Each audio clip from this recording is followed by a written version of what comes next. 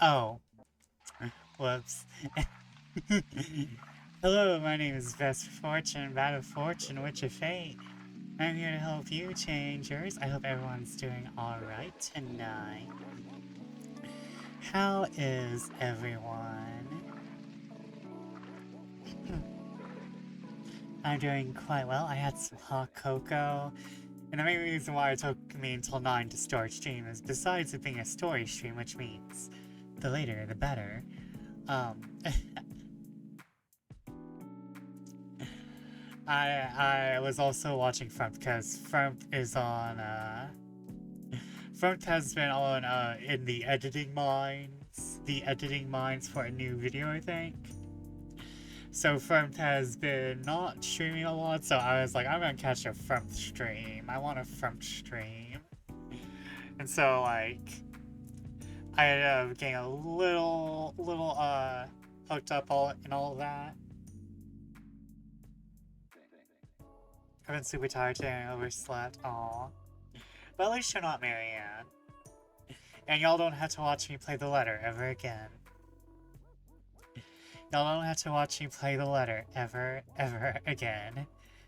Maybe like for like a sub goal, I should have like... Maybe as a sub goal, I should play the actually worst. The actual worst visual novel I have ever seen ever. Which would be, Our World Is Ended. Oh god, I don't want to do that, though. I'd hate myself. I still think Saint Maker was worse. In terms of being a visual novel, yes, but I think out of the two, it's the better horror. I kind of feel like even if it's supposed to be B budget, which here's the thing, we did not know that until that dude told us. I mean, it kind of had the vibes of like a B film horror, but I feel like, that's something you advertise with. I feel like the fact that I had to learn through someone else that this is how it was supposed to be was not a good thing. Being citations, and furthermore, 10-hour day to go. For those of you who can't decide what to do tonight, you can play the letter. For those of you who want to know what's worse than capitalism, it's capitalism. Capitalism's evil twin. Evil capitalism. For everyone else, hi. How are you tonight, RX? And I hate to tell you this, but capitalism doesn't have an evil twin. It's just capitalism pretending to be its own evil twin, wearing an evil mustache. There's a non-evil capitalism? Maybe, I don't think it's in this timeline, though. Maybe, but I don't think it's in this timeline. 3 capitalisms in a trench coat. Oh man, only if. Honestly, a little anxious. I don't want to work tomorrow. If I'm doing this well this time, tomorrow it'll be a minor miracle. Oh no. Hopefully tomorrow won't be too bad. Yeah. Or, yeah. Please rest up. Tomorrow is, language learning stream since I have moved those to Monday, because I decided to move the language learning streams to Monday because there's just this vibe on Sunday that I just want to relax, that I cannot get over.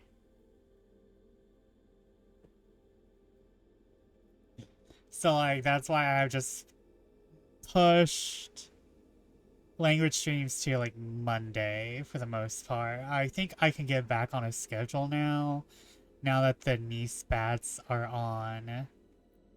back to school. Now that the niece bats are back to school and we're kind of getting everything settled, I think I can go back to actually having somewhat of a schedule. Anxiety doesn't care what you know. Yeah, anxiety don't give a shit, unfortunately. Anxiety is kind of awful like that. And sometimes excitement is like that. The other day I was getting so excited over um I was so excited over Trial of Hearts. I was also excited over something else, but I can't speak of that until it happens. Um I can actually keep a fucking secret, though barely. It is clawing at my throat, my god. Um the other day I was like useless because I was pacing in excitement over some things, and I'm like, oh man, I'm pretty useless right now. But like, I also understand anxiety. Anxiety keeps me up at night sometimes.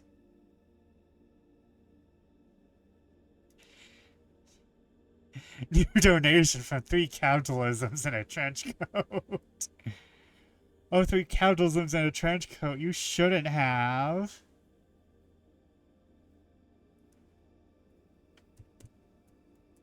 Finally, capitalism is giving money back to me. Hey, it's us, 3 capitalisms, and we are in one trench coat. And it's a very stylish trench coat, let me tell you what. It's a very stylish trench coat, let me tell you what. Is that Chanel? Is that Mugler? I don't think Mugler's ever released a trench coat, though. I think Chanel has released trench coats. I don't think Mugler has touched anything looking like a trench coat ever.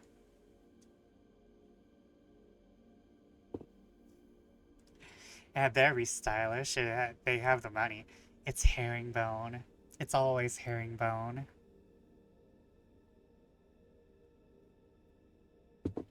Herringbone with the herringbone on wool in the winter. Oh,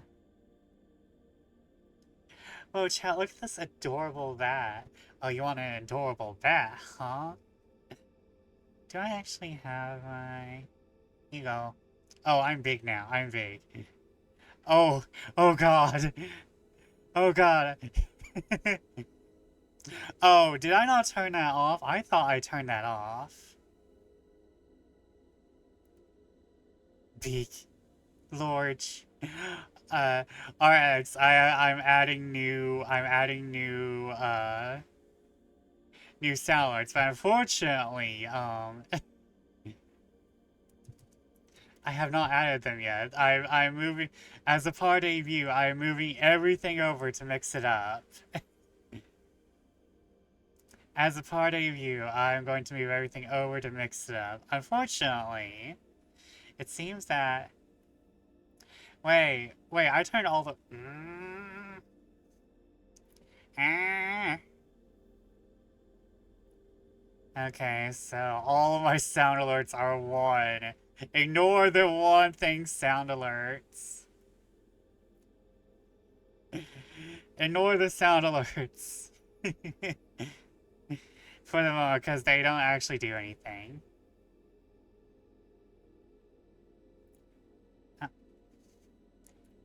I'll be putting for the moment. I saw a 3-card tarot reading, and I saw a 3-card Monte. Now I'm imagining 3-card Monte using a tarot deck. Find the chariot, keep your eyes on the chariot. Actually, I have the full 72. So you can technically play 3-card Monte. Because I have the major and the minors. The main reason why I have... It's because I owe 2 people tarot. The main reason why I haven't done any tarot reads is because I've been really, really bad on trying to get 2 other people. And that's been mostly because I'm very bad at pushing things off. I'm very bad at pushing things off, and everyone knows that, and they understand. Everyone knows I procrastinate. We don't need to talk about it.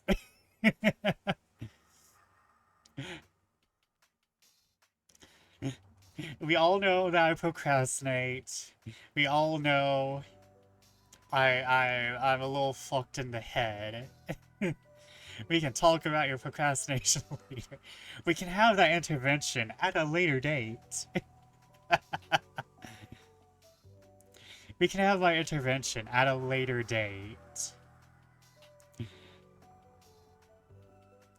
But I do owe whatever a 3-card reading, and I owe silver either a 5 or a 7-card reading. I think it's a 7-card reading. However, like that came up in November, and I've been just trying to fucking get back to being normal.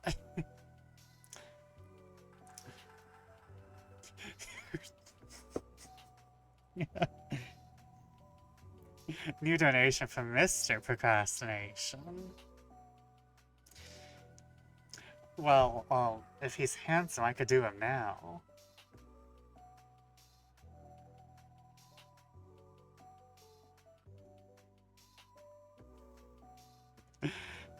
Vesper may procrastinate, but the donations never cease.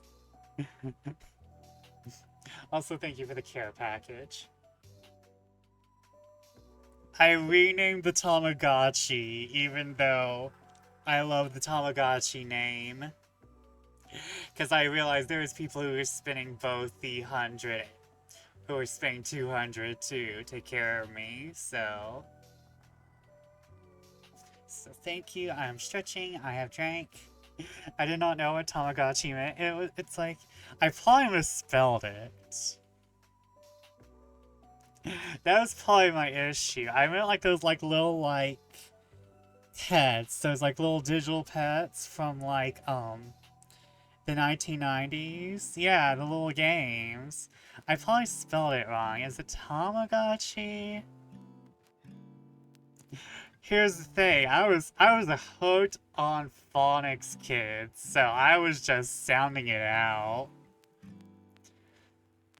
Yeah, I was misspelling it. I was using an O instead of an A.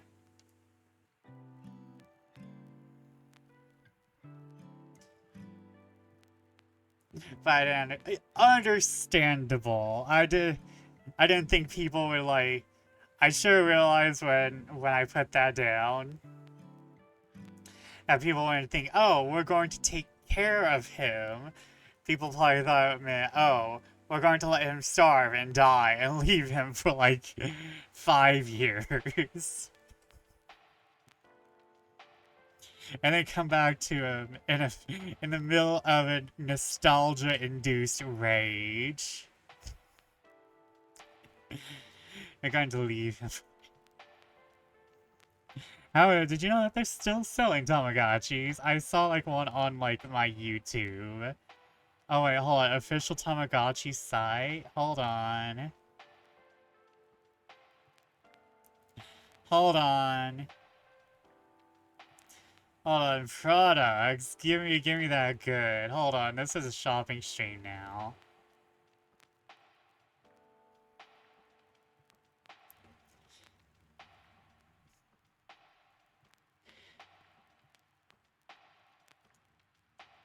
Oh, that's cute.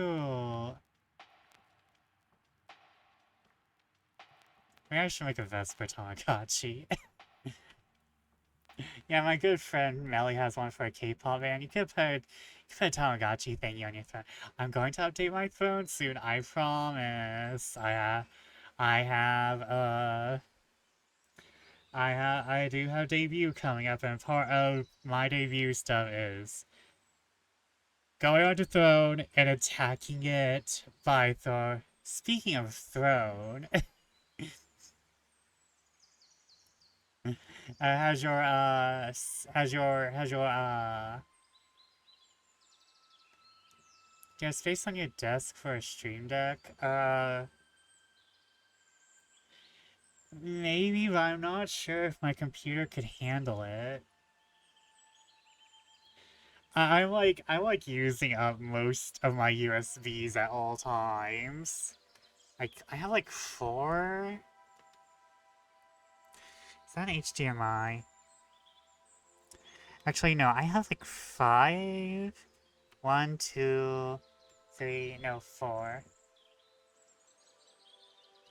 So like I'm using 3 of my USBs whenever I stream because I need one for the fan, I need one for my mouse, and I need one for my mic.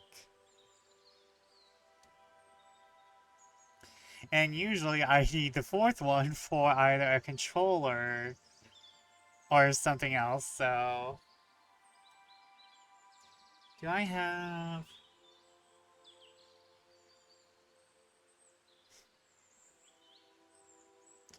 3 USBs? Wow, simple life. How did I end up with a lot? I want to ask what you used them all for, but I'm also incredibly full of fear.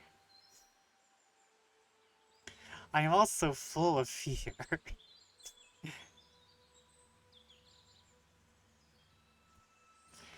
But, yeah, if I do want to stream deck, but I think it'd just be better for me to get, I'd have to follow the chords on a journey of discovery. I don't know what Oh, what's this? Oh, I have my charger. I have this. I have my tablet. I have the key to the universe. I have a dog? Why is my dog hooked up to the USB?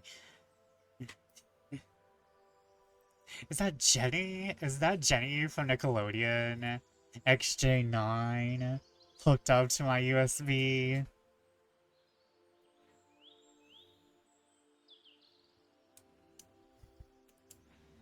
Man, it's been a while since... Man, I should watch some cartoons. Can we watch cartoons on stream? Is that legal? Is that possible? There's a lot of, like, things on YouTube where you can just watch cartoons. I'm like, wait, can I do that on stream? Probably not. But, man, what was I talking about? Oh yeah, Tamagotchis. But there's gonna be some new things.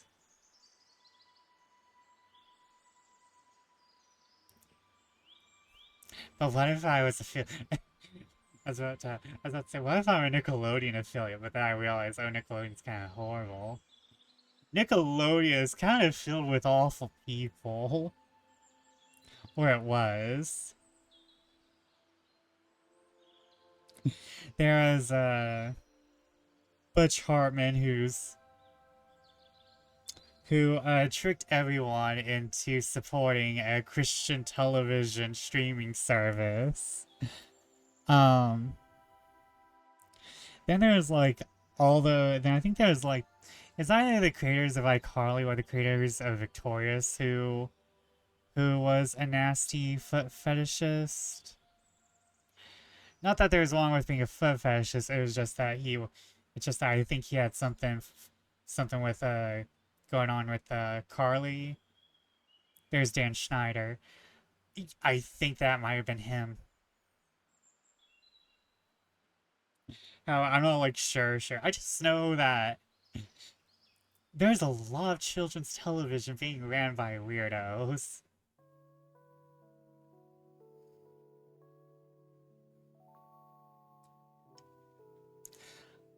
I binged a very cheesy 80s cartoon a while ago called Beverly Hills Teens. It's kind of trivial. I think I contracted 80s overdose watching it. I need to go and watch some of them 80s, 90s cartoons. Because, like, there is this, like, halfway anime style that I really, really enjoy. There's like this half anime style. Like they have like those like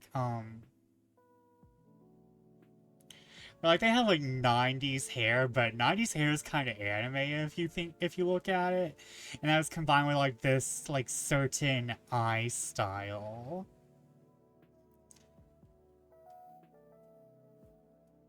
that I really really enjoyed. But there's not a lot of those cartoons that were incredibly popular. I think there was like hmm I didn't think, but it's not until like we get to the 2000s where we got the really, really anime-esque, might as well be anime Western cartoons. Although they were technically anime since most of those cartoons were made in the Korean market. Jerry McCurdy's book kind of talks about, I think. The villain had vicious acid to her dialogue. At least as Venus says you could get away with in the 80s. Ooh. But, how I am far more attached to 2000s cartoons than I am, 90s, because even though I was born in... I told y'all my real age, I'm 32. So, like, no 29 joke right now, but,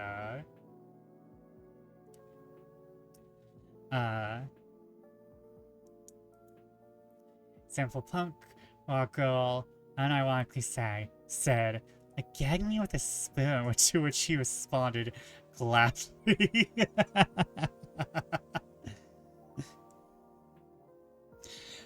Most of my childhood has been like 2000s cartoons. Like there's Ed, Edd and Eddy, Courage the Cowardly Dog.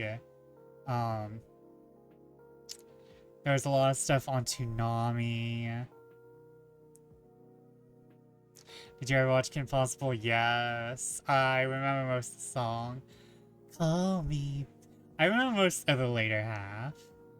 Call me, beat me, if you wanna reach me. Doesn't matter where, doesn't matter when. I'll be there for you till the very end. Danger or trouble, I'm there on the double.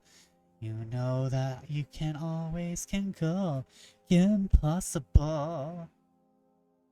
Call me, beat me, if you wanna reach me. I used to write letters to Toonami complaining about the line.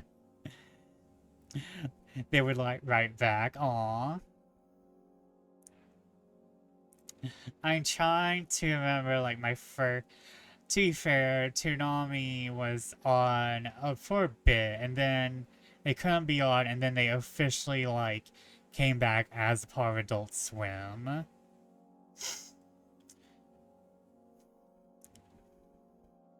So like I lived through them.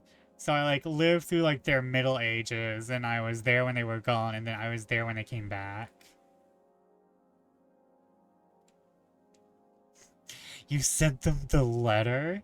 That does seem a bit extreme. and there was like flashes of anime when I was like small. Like I remember one time seeing like I had a TV in my room when I was small. And I was like incredibly afraid of the dark as a child. So, like, I would keep the TV on. It's like, I think it depended on the night, but I would keep the TV on.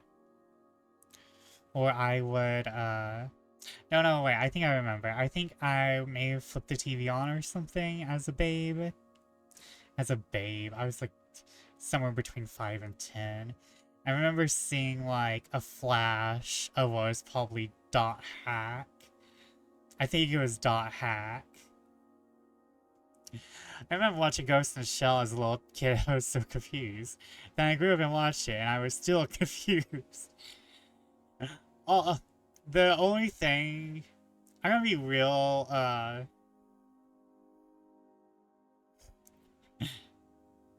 I'm gonna be real. I think Ghost in the Shell is good, but I think Psychopaths is better.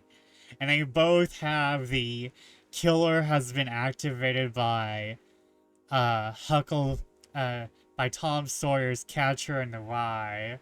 So like I don't remember anything from Psychopaths.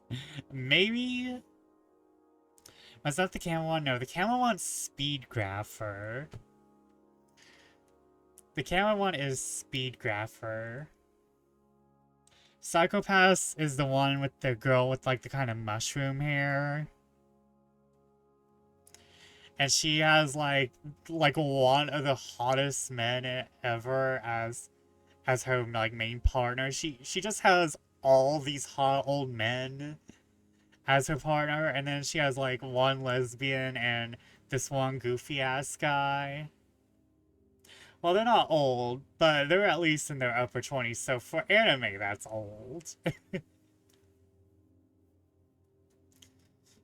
I'm still admit that they didn't show the Ghost in the Shell anime movie re-release in my theater when it was like a Fathom event. They're 29. Oh, actually, do I know their age? Hold on. Psychopath characters. Because I think some of them are actually rather... Thank you, Psychopath Fandom Wiki. How old is Shinya? Can you tell me his fucking age? I'm not going to... I'm not going to figure out anything from his date of birth being August 16th, 2084. That's not gonna help me.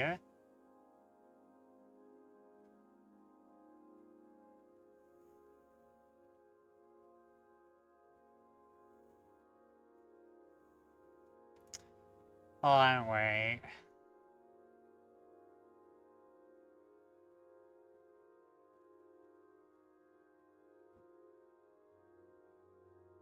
Okay, when he... Okay, 2110. Hold on, I need a calculator. 2110 minus 284. He was 26 when in the first season. Okay, Shinya is 26.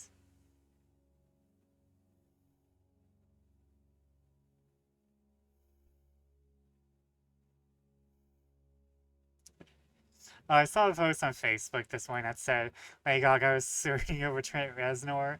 I think, yeah, I understand. I think... I'm trying to remember. I think they were supposed to do something together. I don't remember. I think she was... What does Trent Reznor do again? What does Trent Reznor do again?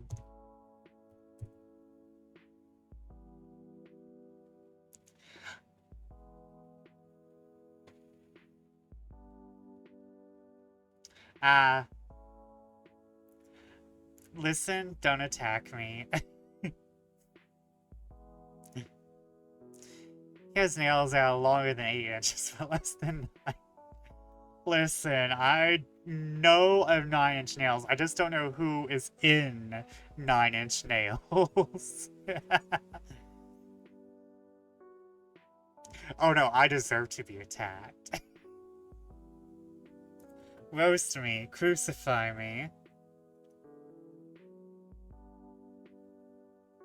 9-inch nails is pretty much just Trent, like, Panic at the Disco is just Brendan Urie.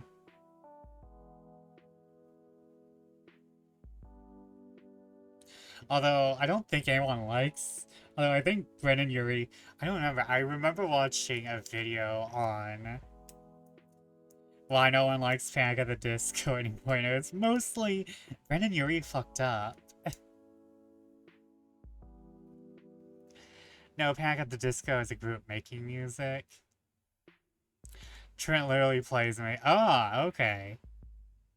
So he's always been by himself, not what's happened with Brendan Urie where like nearly every single member of the band except him has left. Just want to he has help. Okay, okay, I see. I did not know that.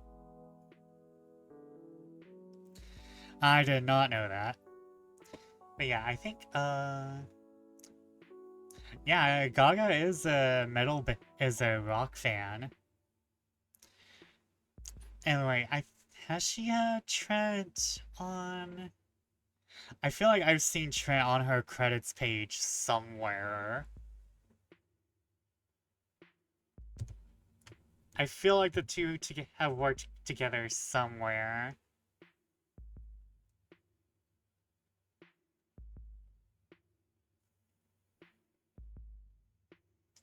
Okay, now it's just them talking about how she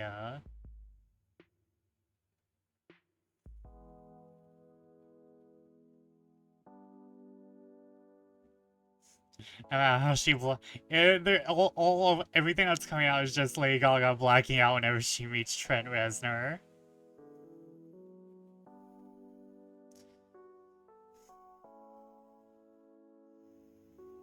Wait, did he work on Joker?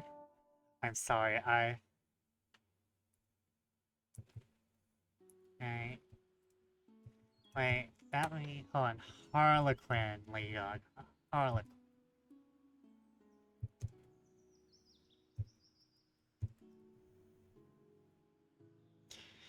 I know what to look up. I'm smarticle. Who did Gaga work with for Harlequin? Okay.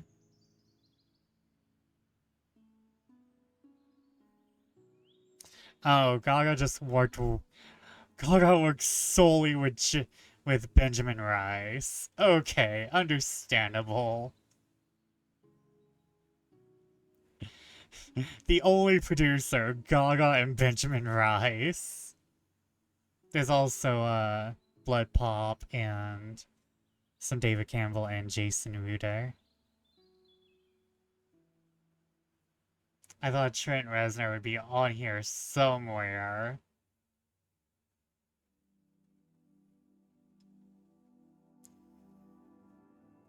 I still gotta subject you to Joker 2 Vesper. I'm gonna be honest, I'm just not a movie person. I think that's like my main issue is that I don't watch movies unless they're horror or like I'm with people. Like I will not sit down and watch a movie unless it's like horror or I'm with people for some reason. I don't know why.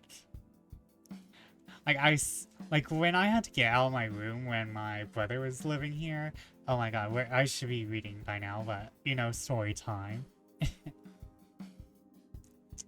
I would watch movies with the parents and I would sit there and enjoy the movies, you know? But like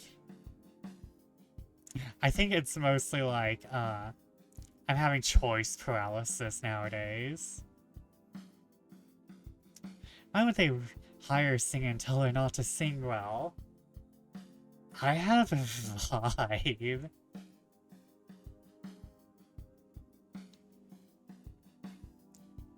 I have a vibe that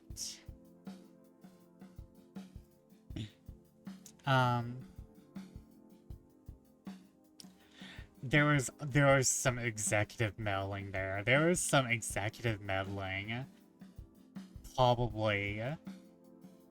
With Joker 2. I'm gonna be real. There was some meddling somewhere that really prevented Gaga from playing Harlequin to her best. And I think that's why she released the album, was just to get out more of her take on the character. Because they just didn't, from what I hear, they did not let Gaga shine, even though she was basically doing her best. and I kind of feel bad that basically all the films God has been in have not been very critically well received except for A Star is Born. And A Star is Born is a musical. Not that that's bad, but like the Joker 2 was a musical, but I would like her to have her moment in a non-musical. I do have a good thing. Later this week I get to watch a bad movie, Time Cop with Jean-Claude Van Damme ripped live. Ooh. The Harley Quinn doesn't know how to sing, so that's why we told her not to sing. But why are the songs the songs are imaginary? Why would it matter? I also have a feeling there might have been like a Margot Robbie stan on the executive board, you know? There might have been a Margot Robbie stan. Wait, Joker 2 is a musical? Yup. Yup. I'm out of water because I drank all of it. I'm going to be right back.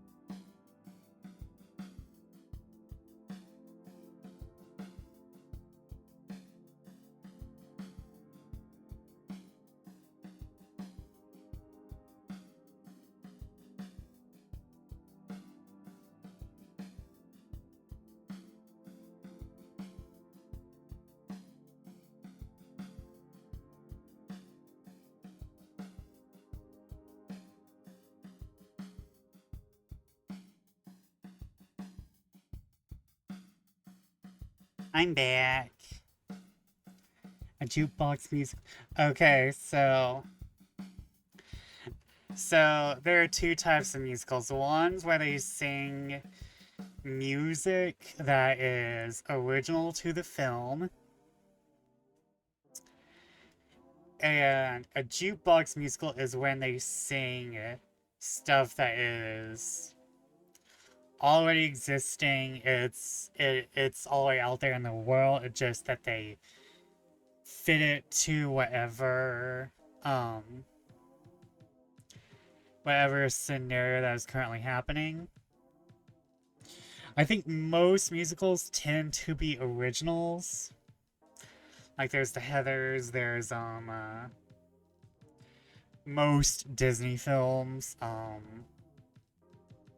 they didn't write songs for the movie, they sang jazz, American song, but yeah. Yeah, they tend to go for jazz, but that doesn't really stop them from being modern. So Grease is an original musical, Moulin Rouge, early 2000s is a jukebox musical, I think. I haven't watched Moulin Rouge. I'm culturally inept.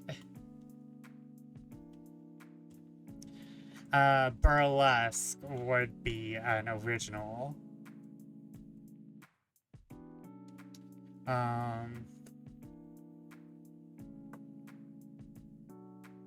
Moulin Rouge is my favorite movie. I hope you can watch it someday and enjoy it. I should. I have watched non-horror movies. I've seen Birdcage. I thoroughly remember enjoying Birdcage. Like all halfway decent gays, I have watched Rocky Horror Picture Show.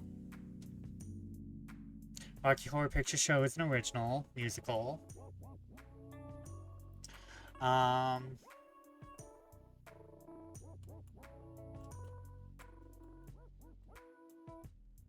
trying to think of other movies I watched.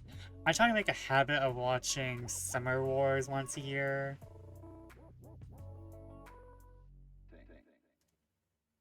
I try to watch Summer Wars once a year.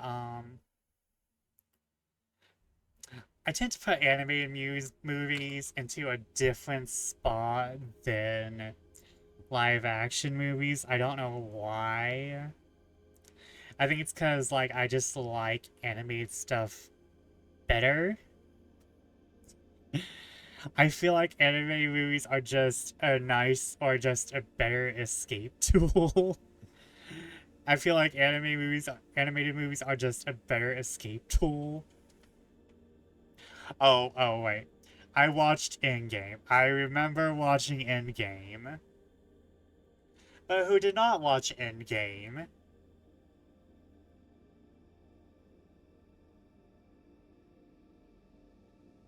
I did not. Good. You're not missing out on much.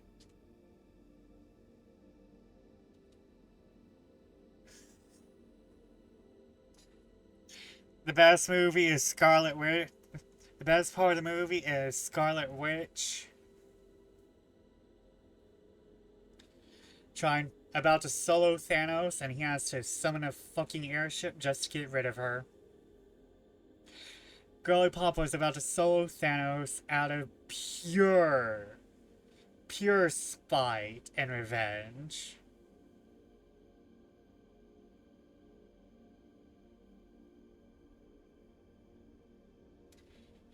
And he had to get her away from him. That's the best part. You took everything from me. Basically, that is like the only thing I remember.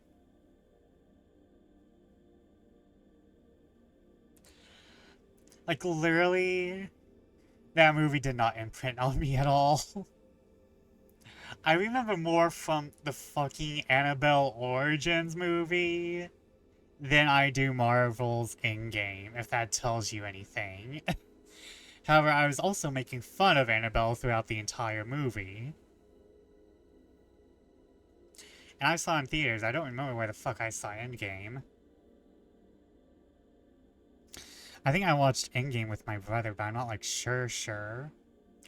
It's my brother who's the Marvel fan. Alright, I should get out my fucking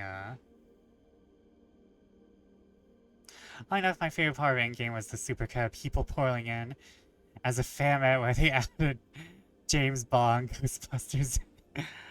uh at least the fans are good. I don't be real, I want to do like my own stuff. I've had my own ideas for some comic book stuff. But like I don't really want to care about the overall canon. So although my Spider-Man idea is pretty much has to like care about canon a little, unfortunately.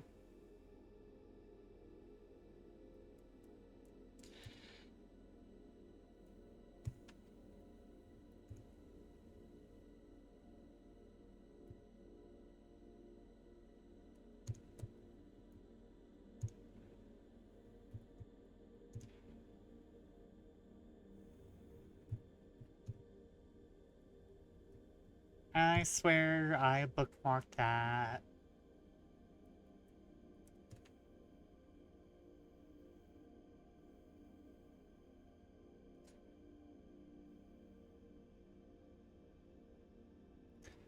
Okay, part 2. Why do you do this to me? I like the Endgame more than I like the Eternals.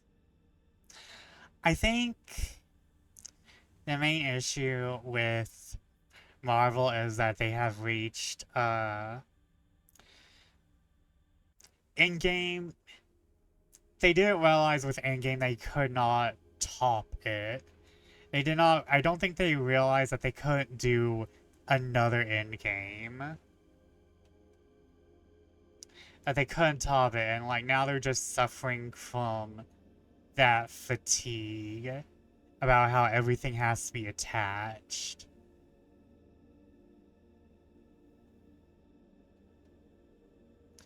I think we were on part 5.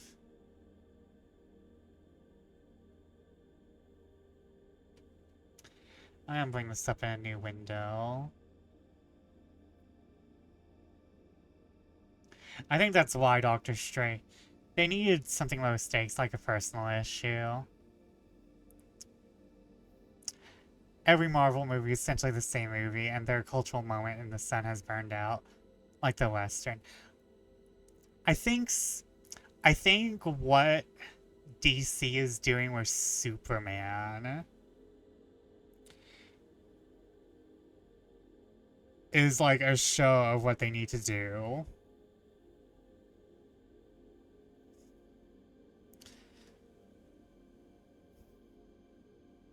Kind of like the Thunderbolts, because most of the film is about ennui and depression and whatnot. I think the main issue is that we kind of already hit like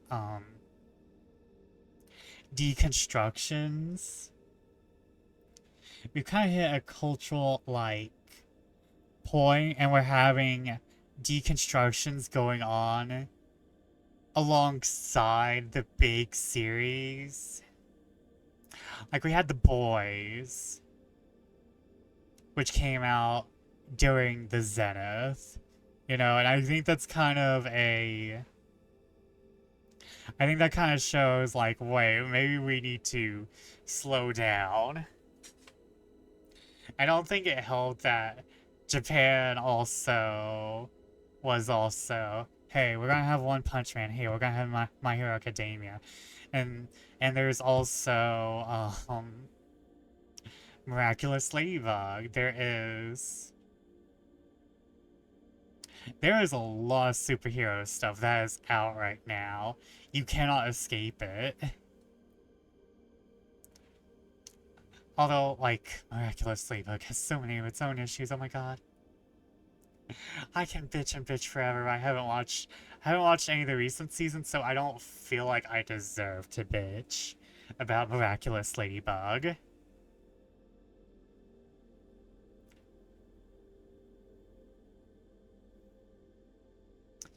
Okay, I'm going to link this so that everyone can follow along. Gonna put up a content warning and a link. Content warning, dead people of all ages. General depression. I don't know where we're headed.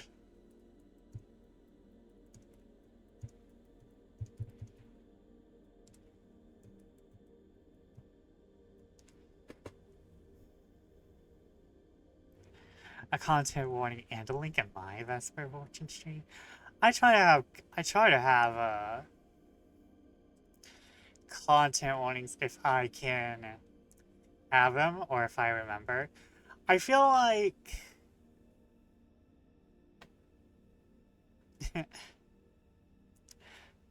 wait. Oh man, I forgot. I don't have my fucking ad timers working, cause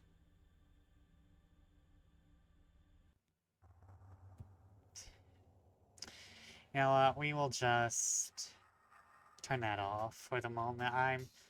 I'm mostly going to be reading this while having my OBS up, so I can just tell y'all when there's an ad. Normally, like, I feel like with horror games, there is just a general... I want to say there's just a general, you've been warned I'm playing a horror game, but I kind of feel like, you know, I don't know what I'm getting into. And, like, sometimes there's not content warnings, and just most of the time, I fucking forget. But I do feel like, you know, me playing a horror game, I will at least announce I'm playing a horror game, and that should be enough general content warnings sometimes. Because you know these indie games, they want to be edgy.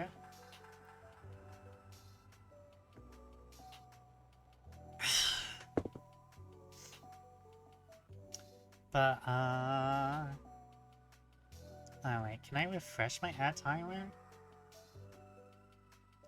Refresh. Interact. No game is edgier than Edgerton's hedge edger. Why are we edging the hedges? Why are we edging the hedges?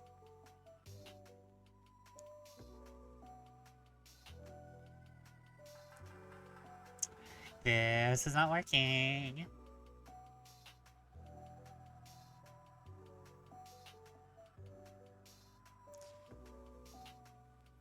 I'm going to have to...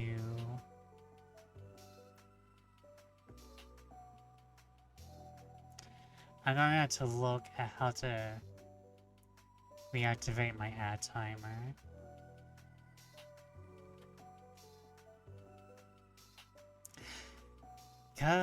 Scuff.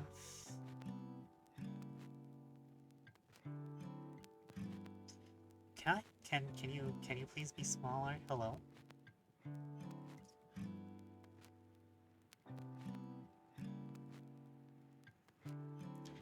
And which fucking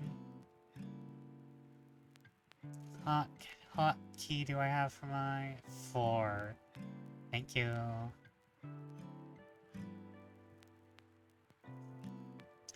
There we go. Proper reading time. Proper reading sprite. Too edgy, too edgy. Okay, okay, we're on part 5 of I am a search and rescue officer. I think we were on part 5. If I repeat this, it will consider like a an update,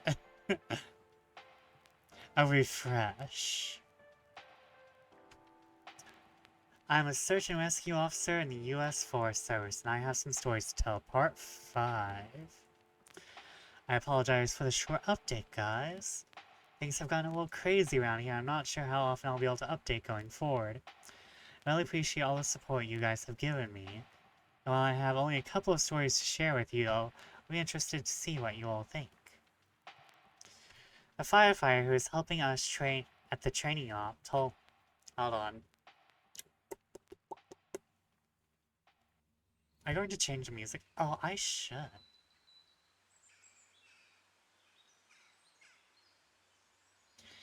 I need some weird core.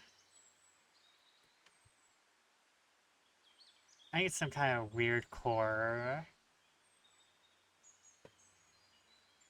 I like my music. Well, live. I don't think my lo-fi fits the mood.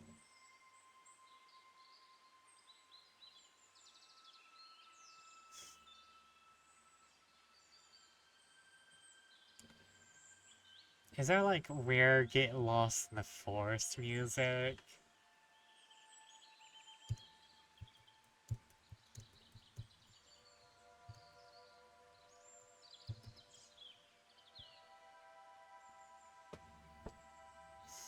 Hold on.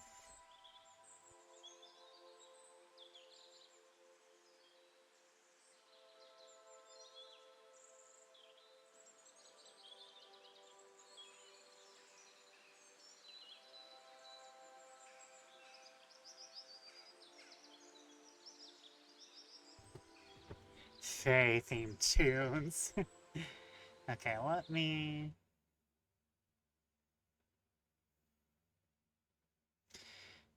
Dream core, weird core, Jack Stober. No, that's can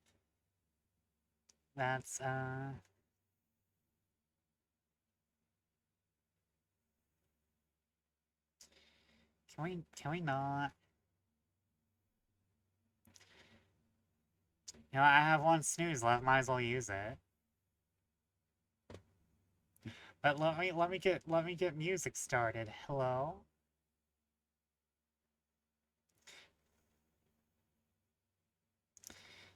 I can't use any of these, they're copyright. Home. Take me home.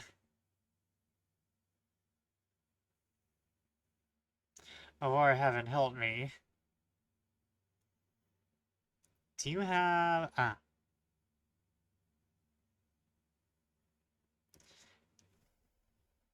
Fey Rock.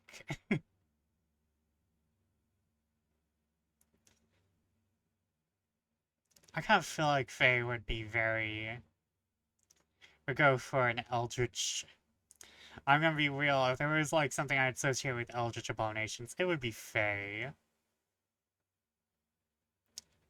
We have ethereal pools.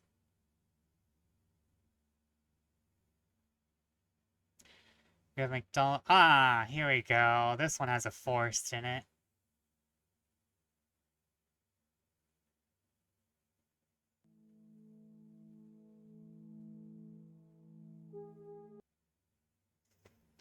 Okay. Okay, we have like about 5 minutes, so I will get started on the reading. Oh yeah, that fits real good.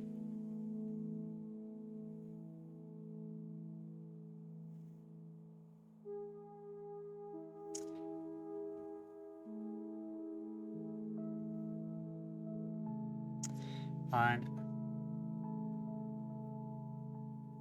Wait, I keep going to the wrong fucking thing. Actually, no, I take that back. This does not fit.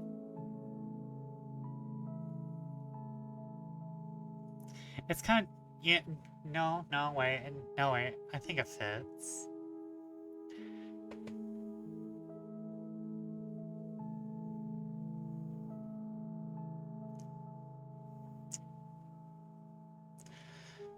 A firefighter who is helping us at the training op told me about a call he'd gone on, supposedly to help rescue a kid from an absolutely massive tree. He said they didn't give him details, just that they needed him to come out and help because they lacked the proper equipment. He'd been called out specifically because this thing was so huge that the search and rescue officers didn't feel safe trying to climb it. Why can't I speak anymore? He'd been a tree trimmer before joining the VFD, so it was easy enough for him to grab his old equipment and come help out. He was led out about 2 miles. The team stopped at one of the biggest trees in the area and pointed up. He laughed and asked the op captain how the kid had gotten up there, and made some joke about the old cat in a tree thing. But the captain just shook his head and told him to get up there and get the kid down. He said he knew something was up, but he didn't push it. He said that as he climbed this tree, he started wondering if they were playing a prank on him. There's no way this kid should have been able to climb up this fucking thing. It was massive at the base, but about halfway up it started tapering. And I almost had to turn back a few times because I didn't really think it was going to hold me. But he said he kept going. When he was about at the top, he saw a flash of blue in the branches. I saw the kid's shirt sort of caught on a branch. I called out to him and told him to come near me if he could, but he didn't say anything. I kept moving, calling the kid's name and telling him not to be scared. I was there to help him. By the time I got to him, I knew he wasn't going to answer me. I found him, or what was left of him, cradled in the fork of a branch. The fact that he was up there was sheer luck. If he had fallen any other way, he'd have come crashing down. It wouldn't have mattered though, because this kid was dead long before he ended up in that tree. I don't know who put him there, or how, or why, but he's fucking sick. Kid's intestines had popped out of his mouth and they were hanging in the branches. It's like some sick fucking Christmas tree. The way they were draped over everything. Got a better look. Okay, we have ads. And 50 something seconds. I got a better look and saw they popped out of it. Saw that they'd even popped out of his ass. His guts were hanging out of the bottom of his pants. His eyes were gone. I assume shoved out from whatever force caused him to fucking pop like a stress ball. You ever seen a body that's floating in water for a long time and how their tongues kind of swell up and stick out? His was like that. I remember because there were flies crawling all over it. I think I must have gone into shock, because man, I just pushed that kid down with a stick I broke off a branch. I just poked him until he fell. Sir? I don't know why I did that. I almost lost my job because of that. But man, the thought of hauling that kid down over my shoulder the whole way, gathering his guts and coiling them around me like rope so they wouldn't get snagged, I couldn't do it. I've seen a lot of dead kids, more than I ever admit. Seen a kid who in a bathtub during a house fire, boiled him alive, turned into a little soup. But this, I don't know what did this, but the thought of touching that kid's body made me feel like I was going to lose my mind. Had him hit the ground, I figured everyone would freak out, but they knew he was dead when they sent me up here. They didn't say anything, but they didn't shout or freak out or anything. Got to the bottom and I started to get up in the captain's face, asking him who he thought he was sending me up there, and they knew damn well the kid was dead. But he just told me it was none of my concern, and thanked me for getting the evidence down. I remember he said that. I remember it specifically because it's so weird to hear it phrased that way.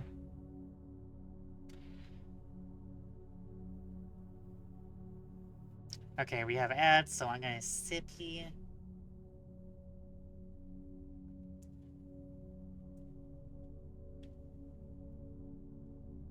Honestly, I need more water. I didn't realize how thirsty a bitch could be. I didn't realize how thirsty a bitch could be. Hold on.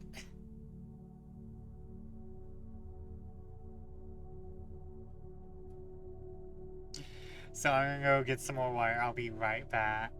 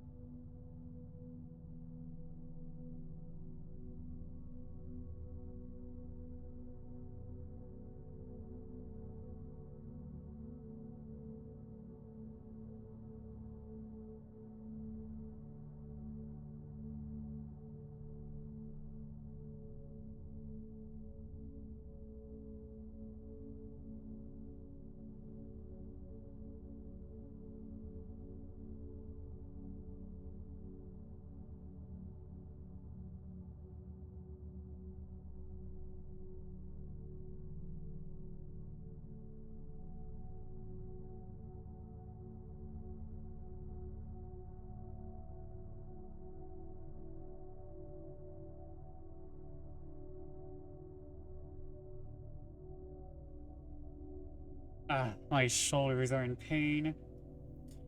My neck is crispy. Actually, my back is crispy from the burns. From the sunburns.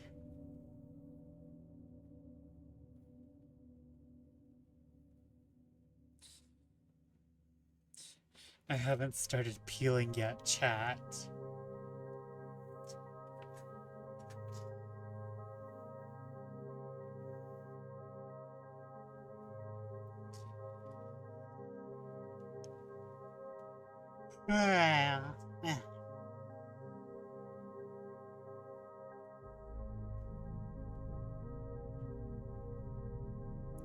You definitely need water if you have a sunburn. I probably should, yeah.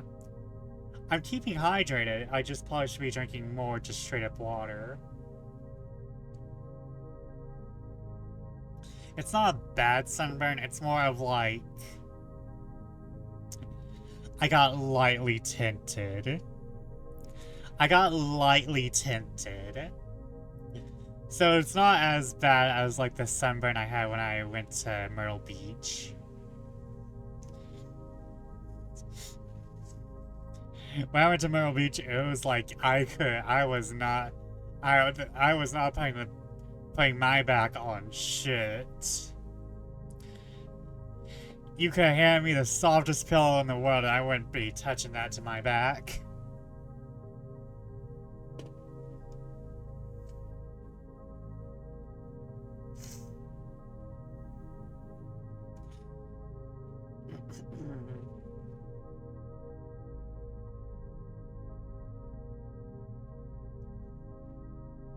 Okay, hold on.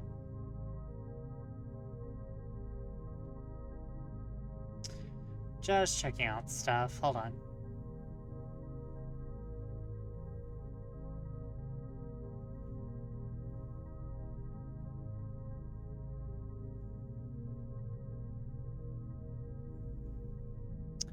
Okay, back to it. Back to the story. The evidence. Like he wasn't even a person. Like he'd never been a little kid who got lost and had something fucking unspeakable happen to him. The captain had a crew lead me back out of the woods. He and two others stayed behind. And I thought that was weird. Why wouldn't they have me help get the kid out? Just asking what the guys leading me out just told me they couldn't discuss an open case. As to what he thought had happened to the kid, he got really pensive and thought about it for a bit. I have to say a crush injury based on how his guts came out like that. Those injuries you see massive contusions under skin, obvious trauma. This wasn't like that. It's almost like that kid got caught in a big vacuum and his guts sucked out. But even then, there was no trauma. Not at all. It bothers me, man. It bothers the hell out of me.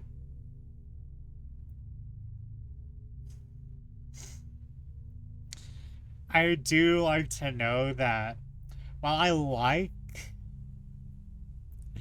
like it when this sounds bad. I like it when horror does not discriminate against children. Like, oh yeah, the children have to go. The children have to go.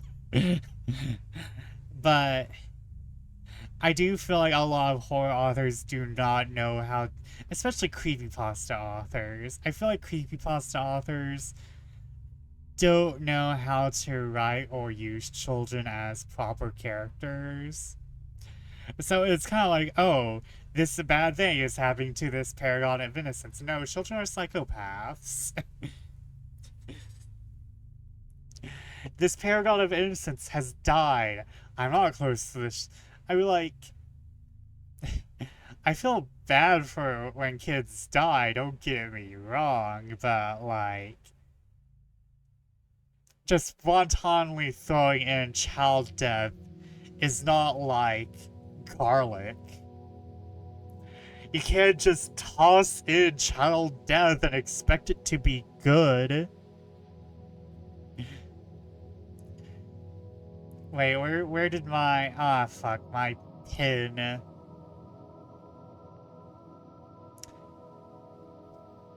There we go. I know that sounds bad. Child death is not like garlic. Child death is not garlic. You just can't toss it in and expect it to be good. But here we have these creepypasta authors just being like, oh, touch a child death makes any story good. Not that I think this story is bad. I think Search and Rescue is pretty good. But I just feel like, you know, you can do more with a dead child. I'm going to hell. I'm going to hell. I'm going to end up in NJ Show's Out of Context channel, but I'm going to hell after.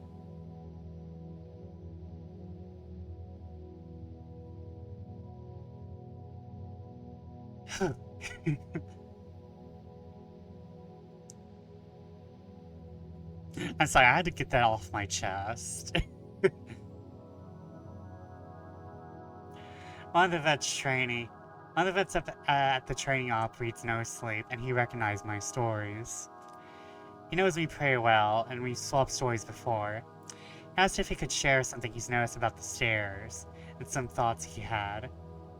I'm really glad you decided to share these. I think it's important that people be aware of what's out there, especially since the Forest Service is doing a good job at covering it all up.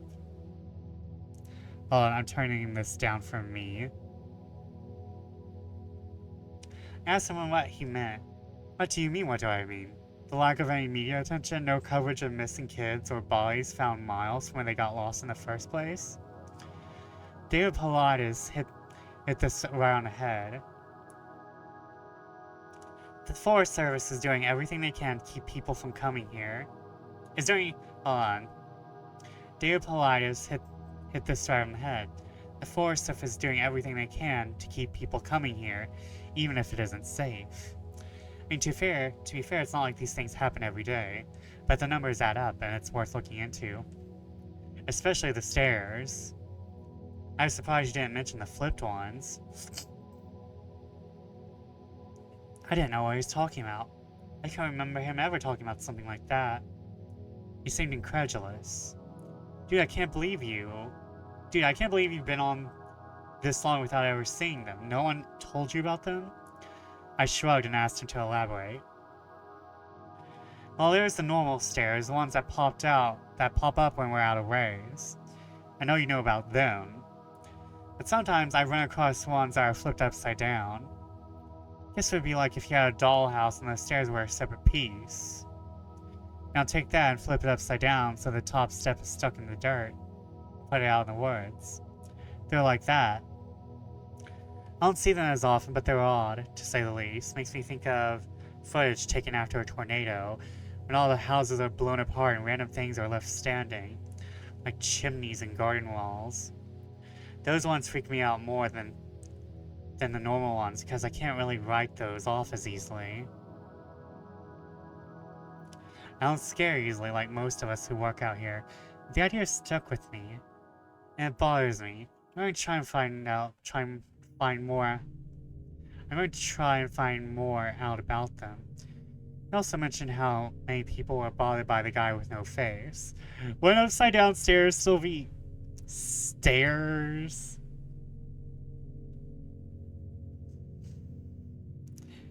Kinda, yeah. Yeah.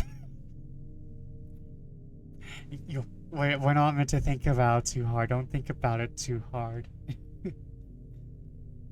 I think it probably means that you could, like, see the underpinnings.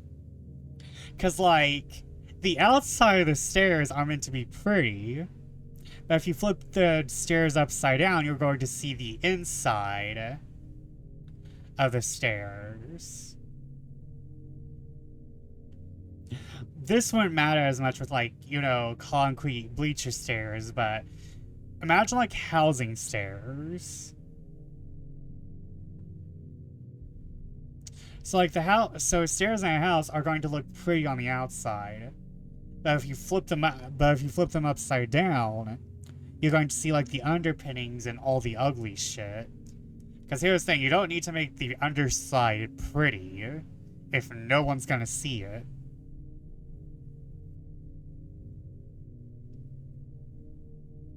You see a closet? Not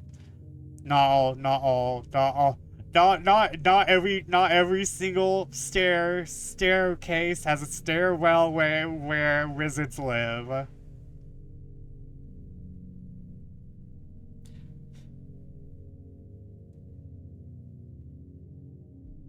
Or closets or cross spaces.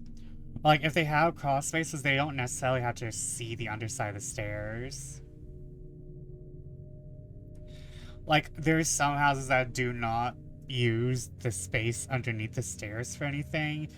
Or, like, the stairs are on a load-bearing wall or some shit. So, like, if you don't see the stairs, the underside can definitely be something that looks different. I think it might just be past me to imagine this. As someone who has built, I don't want to say I've built a house, but as someone who has done home renovations, there's a lot of shit you don't see and it's ugly, but if nobody's looking at you, it don't have to be pretty. And that's how I'm imagining, like, the underside of stairs. I'm imagining plywood. I'm imagining no gilding, no paint.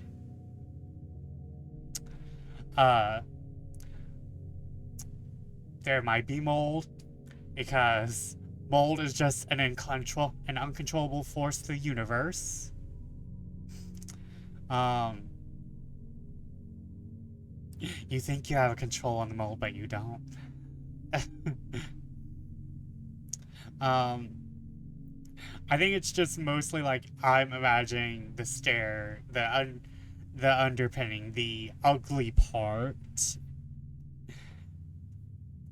because like I'm more used to that. Where the fuck did I leave off?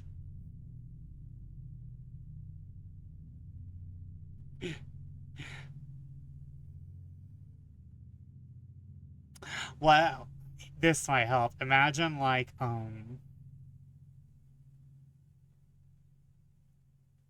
a grand wooden staircase to a foyer. But like there's nothing under the foyer staircase because it's just because of how the stairs are built. They're not going to make under the foyer pretty because there's nothing under there.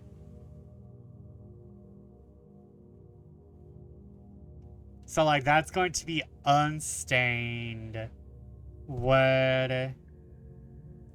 That's going to like feel gritty against the hand. That's going to be though probably an upside down grand foyer staircase wouldn't really work as well. But like no, there's like a lot of shit that goes into finishing wood. Oh my god.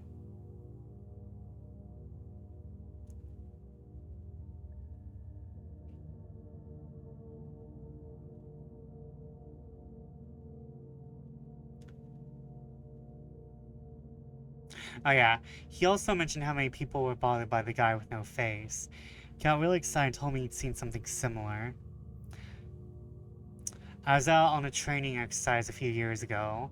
I camped out in my tent. I heard someone walking around outside of camp. We're told not to wander far, which you know. So I wonder if maybe it was a workie who'd gone up to pee and couldn't find his way back. Remember that guy in our group a few years back who almost fell on the damn mountain? Who fell off the damn mountain? Almost fell off the damn mountain. I'm sorry, there's typos. I'm paranoid about that happening again. So I got up to see what was going on. I went to the edge of the camp and called out to whoever it was and told them that camp was this way. But they kept going back out into the woods, so I went after them. I know it was stupid, but I was half asleep and I just didn't really want to deal with some idiot getting hurt. I followed this thing on a dead straight course for about a mile, and then it stopped on the edge of a little river. I could see the outline of it because the water was reflecting the moon. It looked like just an ordinary guy. He was just a little guy. Yeah, packed on, it looked like he was facing me. So I asked if he was okay, if he needed help. He cocked his head like he didn't understand me. I always have my pocket knife on me, and it's got a little thumb light attached to it, so when I turned it on and lit up his chest, so I went blind to him. He was breathing slow and deep, so I wondered if he was sleepwalking. I went close and asked him again if he was okay. I moved the light up and something didn't seem right, so I stopped. He kept breathing in this real, slow, deep breaths. I sort of figured out gradually that's what was bothering me. It's like he was pretending to breathe, but not actually doing it. His breaths were too even and deep, and all of his movements were exaggerated, like his shoulders going up and his chest moving. I told him to identify himself, and he made this muffled noise. Move the light, and I shit you not, the guy had no face, just smooth skin. I freaked out and I sort of fumbled my light. I saw him move toward me, but he didn't actually move. I don't know how to explain it, but 1 second he was at the edge of the river and the next he was 5 feet from me. I never looked away or blinked. It's like he moved so fast my brain couldn't catch up. I tripped and fell on my ass and I could see this line open up his throat. It stretched up to his ears. He tilted his head back and he smiled at me with his throat. There wasn't any blood, just this gaping dark hole. I swear he smiled at me with this gash in his throat. I got up and ran as fast as I could back to camp. I couldn't hear him following me, but I felt he was always right behind me, even though when I looked back I couldn't see him. I calmed down when I got back to camp. The fire was still going, and I guess that pack mentality of being with other people made me stop and breathe a little. I went by the fire just to see if he'd follow me there, but I didn't hear anything else for a few hours, so I went back to bed. Now it sounds weird, but the whole thing was just so surreal, it was almost like I immediately wrote it off as in my imagination. Oh, people with no face, that's always so fucking freaky, oh my god.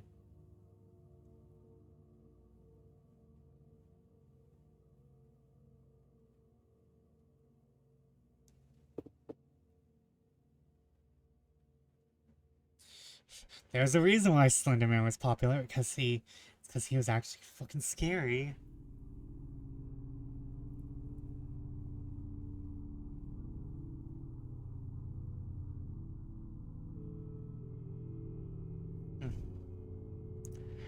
We were telling ghost stories one night before bed, just to scare each other, poke fun at whoever got creeped out. Most of the time it's the rookies, but one woman told a story that actually managed to get under my skin a little bit. I know the same was true for others. She said it was true, but then again, every ghost story told around a campfire is true. Oops, sorry.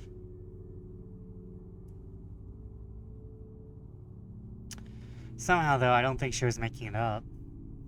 And that ring of truth that only really traumatizing events have. Ah, this must be true. It sounds traumatizing. She said that when she was a kid, she and her friend used to go out into the woods behind her house a lot. She lived in northern Maine, where there's a lot of dense, unpopulated national forests. She said the woods up there aren't like they are here. They're so thick in places that the trees block out the sun almost completely. She and her friend grew up there, so they weren't afraid of being out there alone, but they always did maintain a sense of caution in certain areas. She said it was never really talked about, but they always knew not to go more than a mile or two beyond their homes. Adults never said why, but it was an unspoken rule that no one ventured out that far. She and her friends made up stories about bears as big as houses that lived out there. They used to scare each other by hiding and making growling noises while the others searched for them. She said that one summer there was a series of awful storms that blew down a lot of trees and set one part of the forest a few miles behind their house on fire. Fire crews got it under control, but she said that some of them came back not quite the same. It's like they'd been to war. You could tell who really got scared because they had the same look on their faces. I think it's called shell shock. My friend and I said they were like Walking Dead people. They didn't smile or say anything if you went up to them. Most of them left town as soon as everything was over. I asked my parents about it, but they said they didn't know what I was talking about. Once everyone was told the woods were safe again, my friend and I decided to try and hike out to where the fire had been. We didn't tell our parents where we were going. I was pretty excited to think we were disobeying them like that. We hiked up about 2 miles or so. We started seeing burnt trees and stuff. And my friend got really upset because we found the skeleton of a deer curled up under a tree, and I practically had to drag her away. She wanted to bury it, but I didn't think her touching it because it's antler. She wanted to bury it, but I didn't want her touching it because its antlers were weird. I can't remember why. I just remember thinking there was something wrong with them. I didn't want either of us going near it.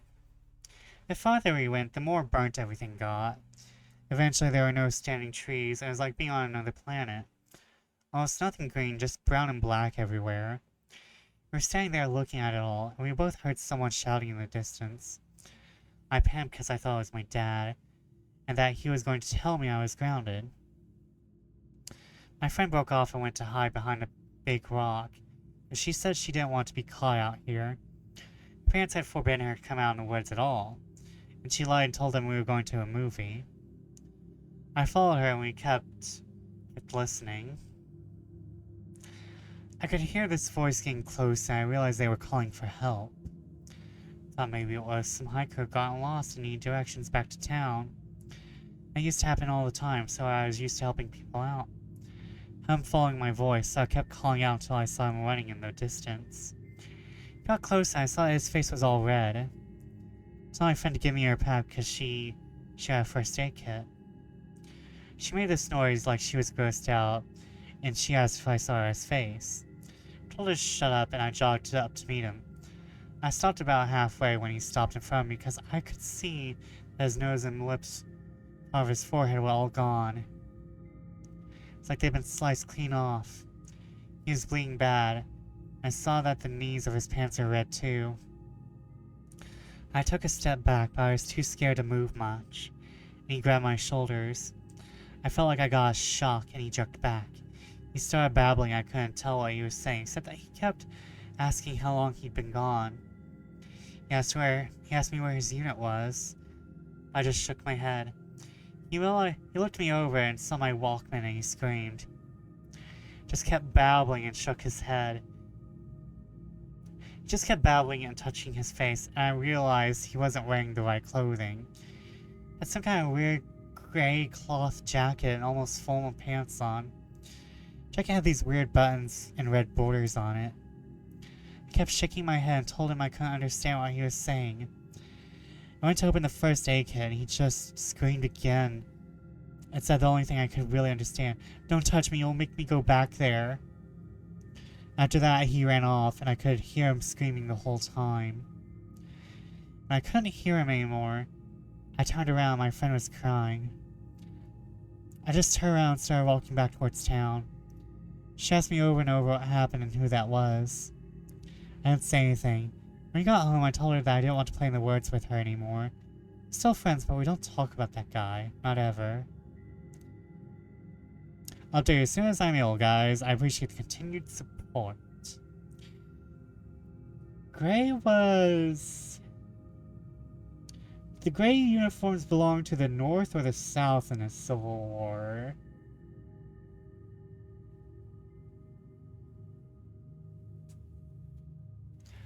Oh, I love myself some time travel shenanigans.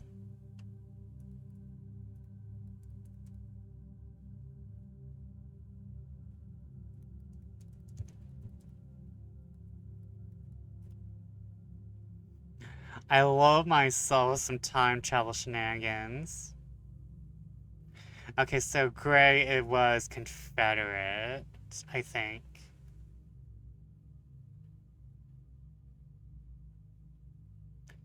Union uniform. Yeah, Union was more blue.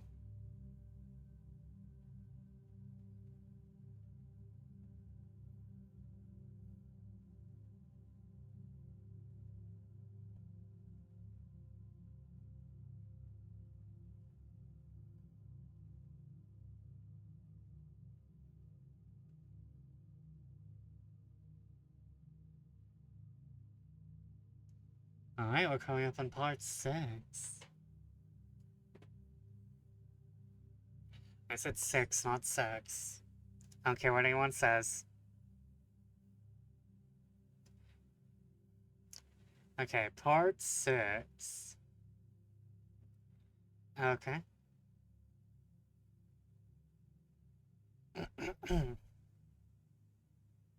Hope everyone's enjoying spooky time.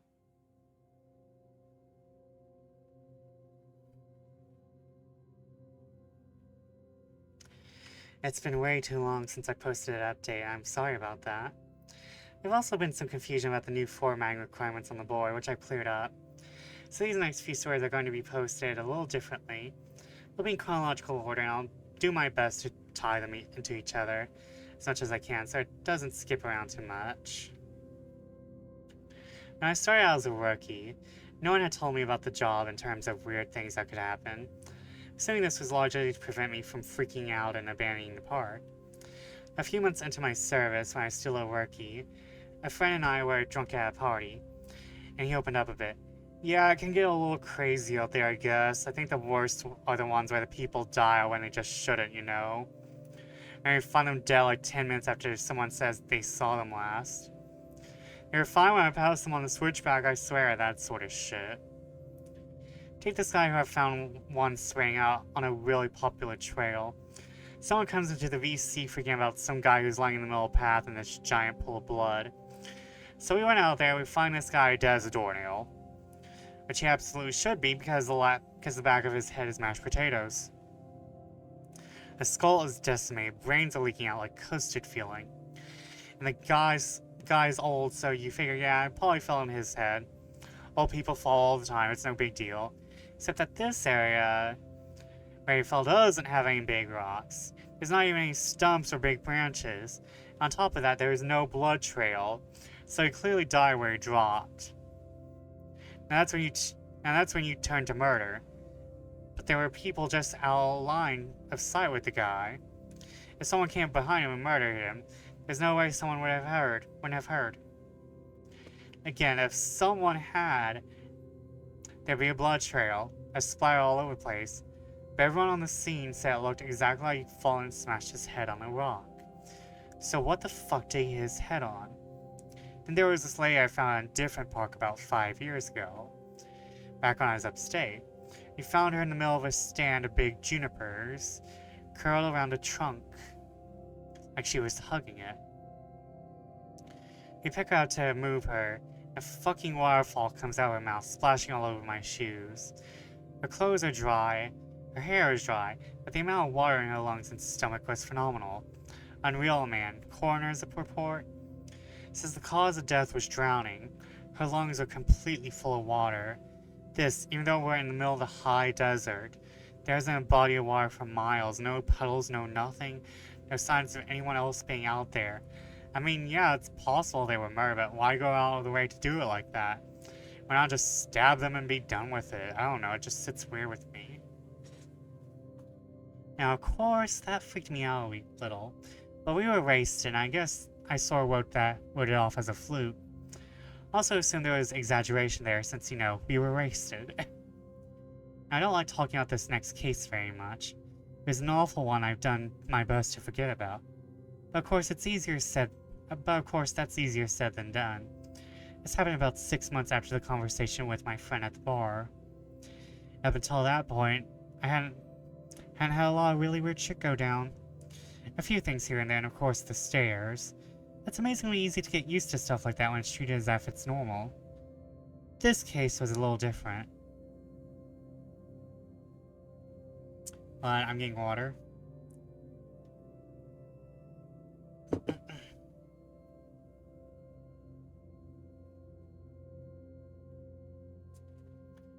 The guy with Down syndrome in his 20s went missing after his family lost sight of him on a major path. That is odd in and of itself, because this guy never left his mom's side.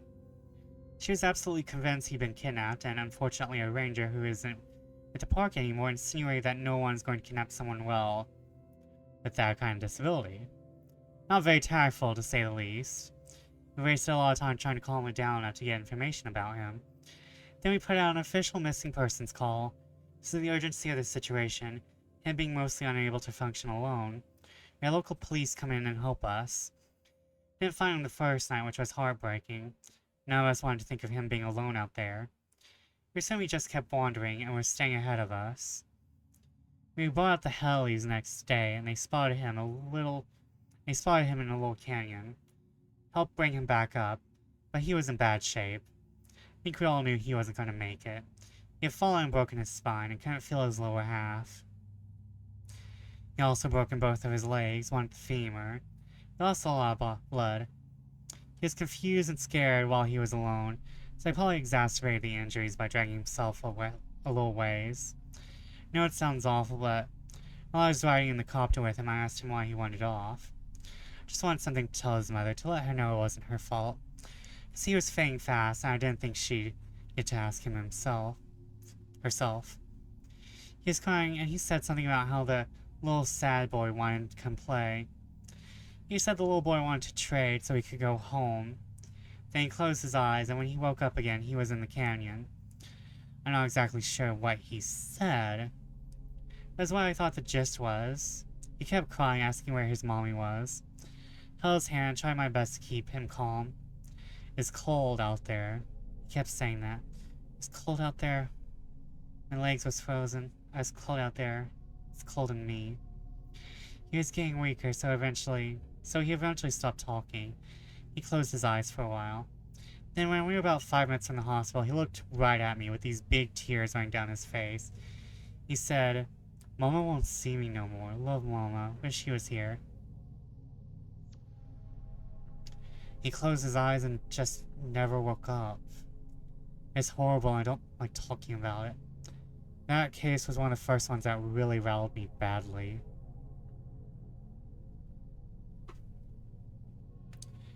Because of how badly it affected me, I reached out to a senior ranger who ended up helping me through it.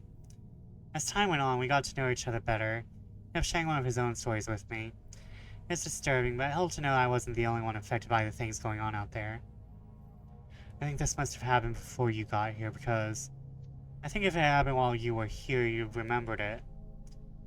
I know it didn't end up in the news for some reason, but I think most people who've been here long enough know about it. The park sold off a portion of land to the logging company. It was a really controversial thing. It wasn't that large of old of a plot. It was right after the recession, so we needed cash bad. Anyway, they were felling this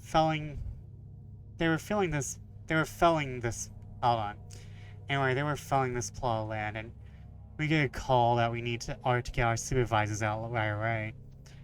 Don't know why, but they ended up sending me and a few other guys along with the heads. Just for power numbers to see what was up. We got there and all these guys are crowded around a tree that they just cut down. They're all pissed off and freaking out, and the foreman comes over and says he wants to know what we think we're up to. What the hell y'all think this is? Some kind of sick joke? You got a lot of fucking nerve pulling this shit. We bought this land fair and square. Well, we don't know what the hell he's talking about, so he brings us over to this felled tree and points at us and tells us when they cut it down, it's just like this, and they'll be damned if they put it there. The inside of the tree was all rotted out and hollow in one spot. When they cut it down, it exposed that chamber. Inside it is a hand. A perfectly severed hand. It looks like it's actually fused at the inside of the tree. Well, now we think they're pulling a joke, so we tell them that we don't like being fucked with, and we start to leave. But they tell us they've already called the cops, that they'll go right to the media if we don't stick around. Well, that gets the head's attention, so we stick around and talk to the police about it. Everyone is denying that you put the hand in there. Besides, how would anyone even have done it? It's clearly a real hand. But it's not mummified or skeletal. It's a brand new, probably not even a day old. It's a brand new hand. Free hand. I'm sorry. And it's definitely fused with the wood. You can see that's coming right out of it. The loggers, they insist they didn't put it there. Give me a hand. Let's give the cop a hand. So, the loggers, they insist they didn't put it there. Somehow, this fresh human hand ended up fused to the inside of this living tree.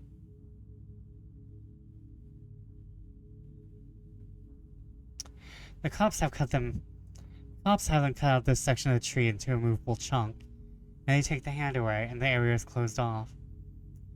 It was a pretty big investigation, but I know that they didn't find...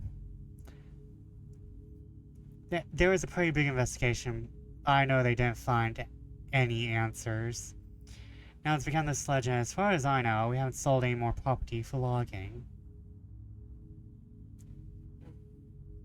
Sorry, I'm stretching because I'm shrimping.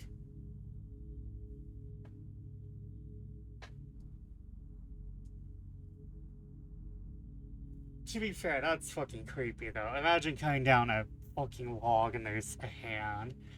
Fucking Fae shenanigans.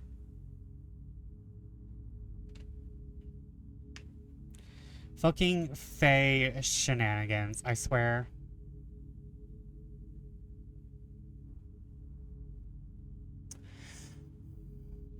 As you all know, I went to a training seminar recently and heard some amazing and horrible things there. One of the guys I talked to while I was there told me a story when we were all around the campfire one night. We were both pretty drunk. You'll see a pattern here. And we were swapping stories. He told me this one. Me and another guy were out on a field search because some campers reported screaming noises at night. So we head out there to look for whatever fucking mountain lion has wandered into the area, and I'm pissed. And three of them show up in the camping areas that year alone, and I'm getting tired as hell constantly having to deal with them. Because I just don't like them anyway. They're a pain in the ass and they're loud and they scare the shit out of me. Fucking cats, pieces of shit. I'm going about it to the guy I'm with and he thinks it's a real fucking riot. So we're seeing all these broken branches and what looks like dens. I'm pretty sure we know where this thing is. I call it and they tell me to confirm if possible. Which you know means they want you to step in a big pile of shit and use that as proof. I'm not seeing any of those, so I basically tell them to shove it. I'm done. You know that damn thing's out here somewhere, even if I'm not stepping in its shit or inside its mouth or whatever. The guy I'm with wanders off to take a piss or whatever. And I stay behind watching this little burrow under a tree to see if a fox or something's living under it, because I love foxes, man. They're cute as hell. But anyway, I'm watching this tree and I'm starting to hear branches crackling. It's coming from the direction my partner went the opposite of.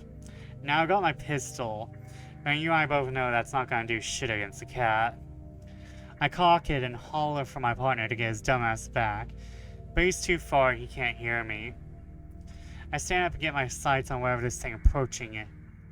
I stand up and get my sights on where this thing is approaching. I shit you not, man, I just about peed myself. This guy is coming towards me. He's backflipping through the fucking woods. I can still walking. He's doing these crazy fucking backflips. I swear to God, he's cleared every fucking log and bush in his path. It's like he knew where he was going. I yell at the guy to stop where he is, and that I'm pointing my gun at him. He keeps coming. I just kind of lost it. I shot at the ground in front of it, and it was a dumb fucking thing to do. But man, I didn't want this guy anywhere near me.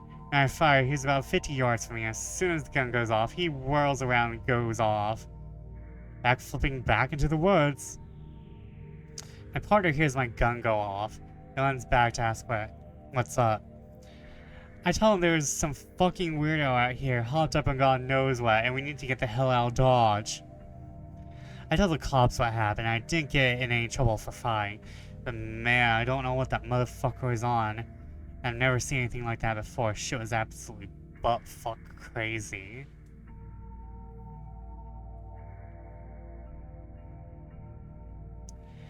I think... Wow, yeah. Yeah, this man's a character. Fuck crazy.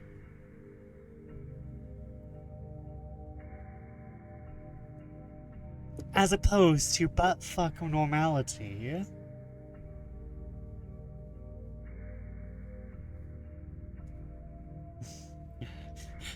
Hold on.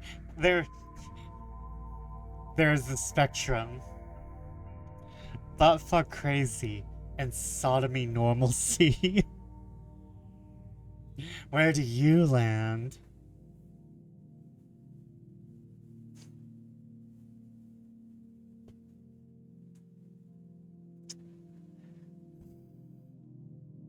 I think we can agree there's stuff going... I think we can agree there's stuff going on out here in the woods. I'm not going to spout off about what it could be or offer any theories. What I want people to take away from all this is... What I want people to take away from all this is that it is so damn important to be safe when you're out there. I know a lot of you think you're invincible. The fact is you can die out there, or be hurt, or go missing. It's easier than you'd ever imagine. I apologize for this relatively short update. I'll do my absolute best to continue this series as soon as possible. Thanks for all your continuing support. It means the world to me. I like how there is some camp in this series. I do like that there's camp. There's like these like little bits and pieces of absolute camp. Because it really does kind of like even it out. Hold on.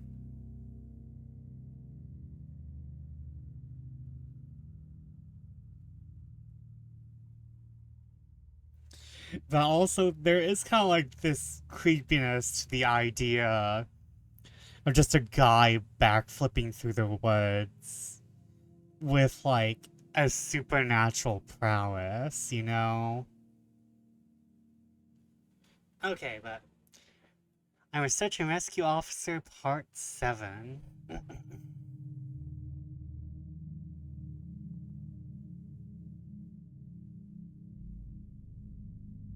Let me check something. Why can't I be normal? Why can't I just leave my Discord alone? Okay. On the topics I get asked about a lot here in real life, both things like the rake, and the skinwalker, and other related legends. I can't honestly say I know a lot about any of them. Based on some light reading I did, I can say I've heard some stories that seem to be loosely related to them. You heard the old adage that legends like that come from somewhere, and I'm sure that's true. As you all know, I do try to take things with a grain of salt. You have to, out here. It's like working in a hospital, I imagine. You spend all day thinking about how many people have died there. How there are probably ghosts, or whatever you want to call them, all over the place. It doesn't do you any good. It just makes it harder to your job. I think a lot of us feel that way, and that's why we try to go about our work like everything is fine. Once you get paranoid, there's not really any going back. A lot of cadets quit because of it. My park especially seems to have a high turnover rate because the cadets graduate, get so freaked out about everything that they can't seem to let go. You have to learn to internalize things and shut off. There's so many ghosts at a hospital, but you just have to ignore it. Got ghost?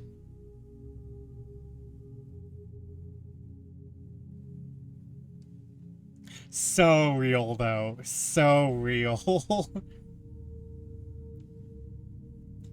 So real. You just have to ignore the ghosts that are at your workplace, because you're not going to get anything done if you don't. It's like, yes, I know you're there, ghost, but I have to perform my rounds. I imagine the same applies to a cemetery. You just have to ignore the ghosts, because how the fuck else are you going to do your job?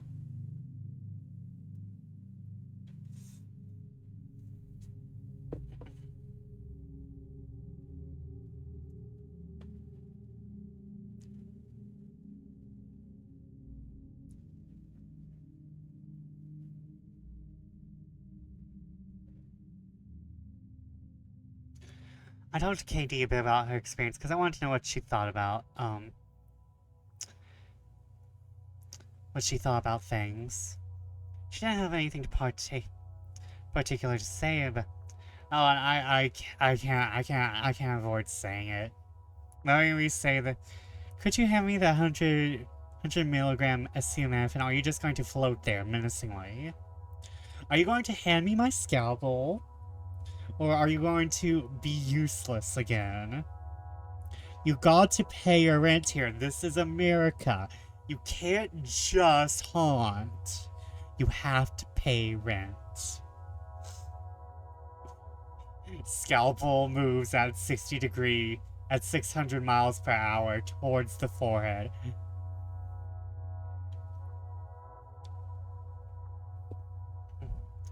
Well, and I have to say this sentence because there's no way of getting around it. I talked to Katie a bit about her experience because I wanted to know what she thought about the Wendigo. She didn't have anything in particular to say about it, aside from that she didn't want to think about it that much. And she told me a friend of hers had something similar happen. I contacted this person, H, over Skype, and they agreed to talk to me a bit. They're aware of my work here, and they're fine with me posting the story exactly as they wrote it. Whenever someone's called by a letter, I have to resist being like sexy spy. However, I guess I need a voice for this character. Hi, hello, Butternut999. Lovely name. How are you tonight? Welcome in. How'd you find me? How are you? Let's see. Do I need to...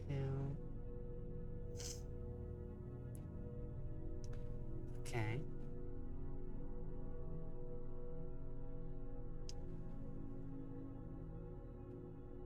Also, very cute icon.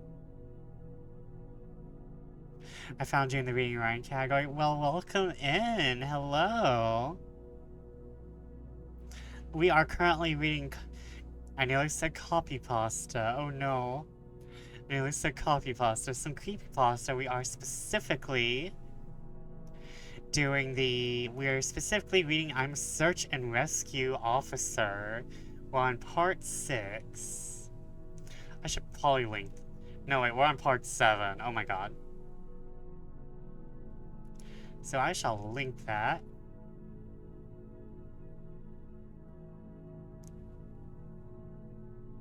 Why aren't you pasting? Hello?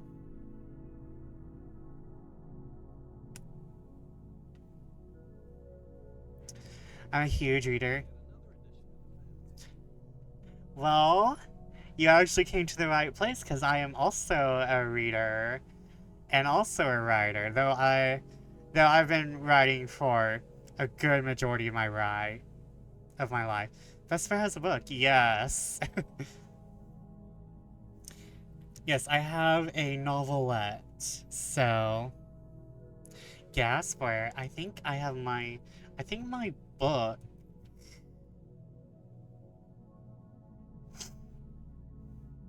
Yes, you can go and read. You can go and grab my book for 99 cents. It's only an ebook because I plan on like writing a collection because like it's like what is it about? It is about a young man who is trying to avoid going home and then it gets caught in something bigger than himself. It's very much a the book. It's very much a story where you get your own interpretation from it. I'm also going to be real. It's kind of fantasy, spicy thriller. Horror adjacent. Horror adjacent. Horror adjacent, Catholic guilt, kind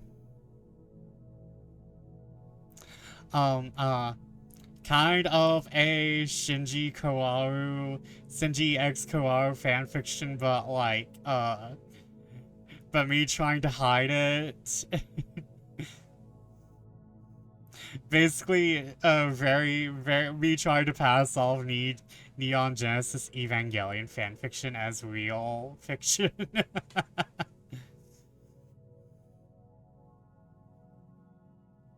I'm a slut, so I don't mind. I do have smut, but that's for me.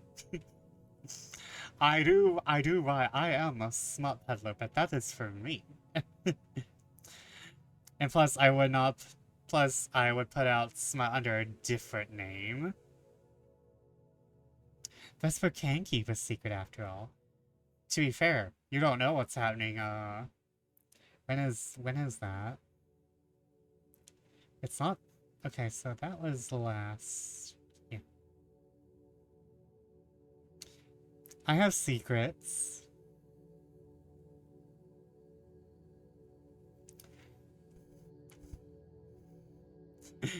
I have secrets I don't tell. I mean, they're clawing out of my throat. They're trying to claw out of my throat even as I speak. But... but also, Butternut, I do have something I think you'd like. It is my... Where is my feed? I have a very lovely blue sky feed of all my writing prompts. And once again, my mouse paste is failing me. Actually, Kono, a community Discord that's all about gamers and streamers. making friends and supporting each other. If you're interested, I'd love for you to join. I will think about that. Because I'm already in I'm already in like 3 billion discords, and listen, I have 3 Discord accounts. One of which is solely dedicated towards fucking Final Fantasy modding and smut. And then I have my normal account, and then I have this account. So like,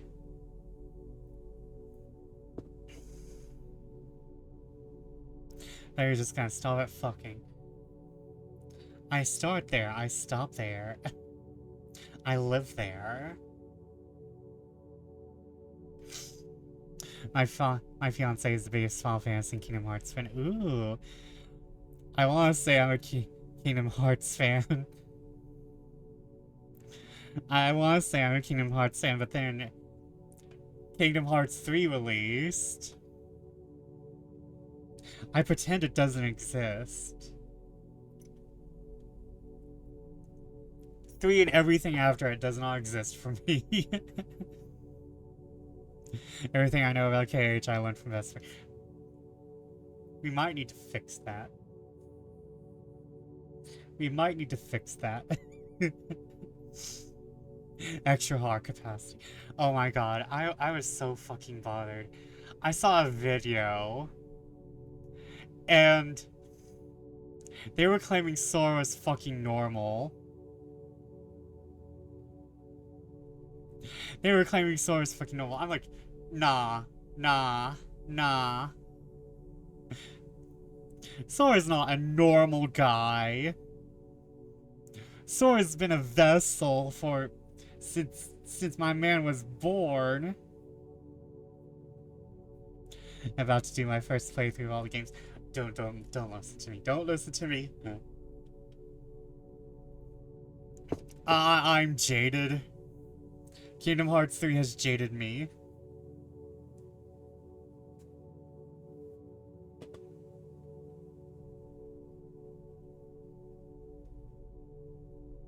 My fiance says he's not marrying me until I play all of them. Kingdom Hearts, yeah. And I'm going to say this might be spicy. This is spicy to normal people, I think.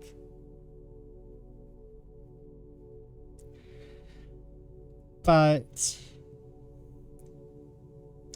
I think all Kingdom Hearts games need to be treated like the numbered variants. A lot of people don't like that, but like, it should not be Kingdom Hearts 1, then Kingdom Hearts Chain of Memories. It should be Kingdom Hearts 1, numbered variants. So people only treat like Kingdom Hearts 1, Kingdom Hearts 2, and Kingdom Hearts 3 as the main games. But I think all the games that people consider side content or spin-offs should be treated like Kingdom Hearts 1, Kingdom Hearts 2, Kingdom Hearts 3. Because here's the thing, that's how the fucking canon... That's how the canon treats them. You cannot get through all... You cannot get to Kingdom Hearts 3 without taking in all the other games. Because nothing in Kingdom Hearts 3 makes fucking sense if you don't.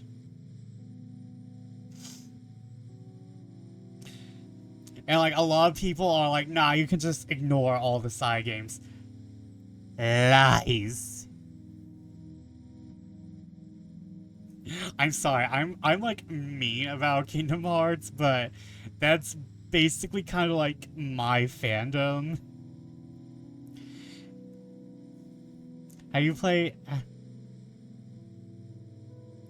Have you ever played Epic Mickey Vesper? No, I bought it. I bought into the propaganda. I bought into the propaganda that why should I play Epic Mickey when I have Kingdom Hearts? Why should I play Epic Mickey when I have Kingdom Hearts? You can ignore anything, it doesn't make any sense.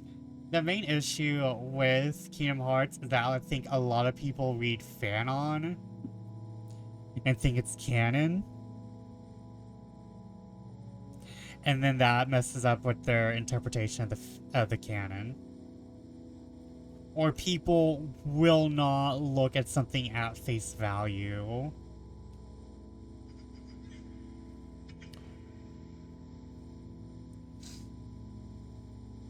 However, I don't want to spoil anything, because if it's about to be the first playthrough for Butternut, I don't want to spoil anything.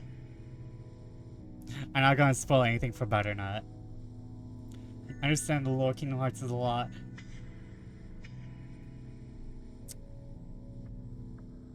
I think the plot is a lot. I think the lore is actually rather simple. It's just that people don't want to...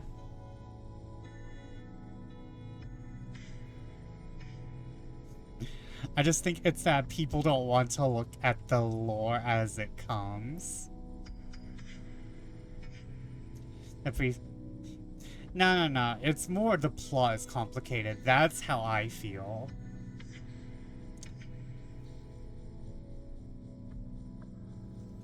Is Cage the kind of fandom for you where it's like your fandom regardless of anything, like for better or for worse? I don't think I interact with any fandoms enough to really be like, this is my fandom. I kind of feel like KH is really one of the pieces of media that has changed me. And I will stand by Kingdom Hearts 2 being one of the best action RPGs I have ever done. And one of the things that has seriously pissed me off about Kingdom Hearts 3 is that Kingdom Hearts 2 is still better than it. Oh god, wait. I'm feeling people with preconceived notions. Oh no, I need to stop.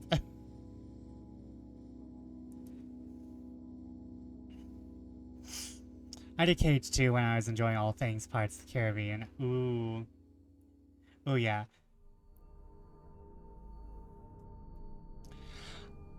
But I don't think I have, like, any fandoms that I really stand by. Because I don't like fandoms, because when I interacted with fandoms, I feel like that ruined the experience of what I was enjoying. Because I actually interacted with the Fire Emblem fandom when Fates came out, and I feel like that ruined my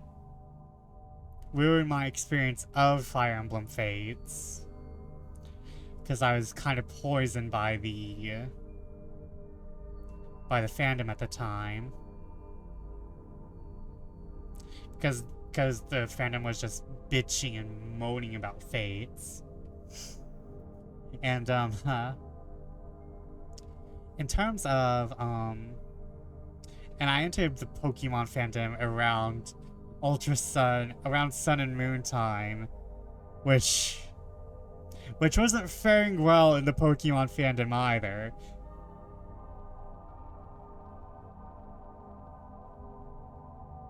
So, like, I'm staying away from fandoms, because I feel like, you know, I interact with the FF14 fandom, but I mostly interact with the nice side. I have absolutely I have mostly been trying to remove myself from the negativity. Oh man, I should actually be reading that. We have ads. Butternut, I'm sorry. I went on a tangent, Butternut. But we have ads in 20 seconds, so I will get back to reading. Yeah, I actually remember where we left off. You don't like the Phantom Marianne from the letter? Probably a good call. I feel like the letter wouldn't have that. The RX gifted a gift. Thank you, RX. Wait, do I not have my gifts? Oh wait, I don't have one for gifts. I think I only have one for subscriptions. New donation for that. No, no, no. No, president of Marianne's fan club, no.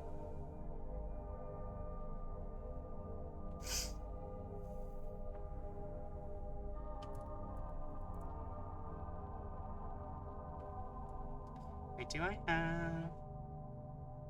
Let me check Discord. Why is... Anna... Why is it not giving me... We are not three capitalisms and a trench coat, so please get supported. You guys are being too nice to me tonight. What's up? Is the moon full? Wait, I actually looked at Marianne's fan wiki page booming. 3 Marianne's in a trench coat. But the president of Marianne's fan is Ficklebeard. It's pretty beautiful. I think I was like actually looking at it out my window last night. I was like, damn, that's a pretty moon. But let me go get water, okay? We should be reading. Let me go get water. I promised reading and writing. And no arithmetic.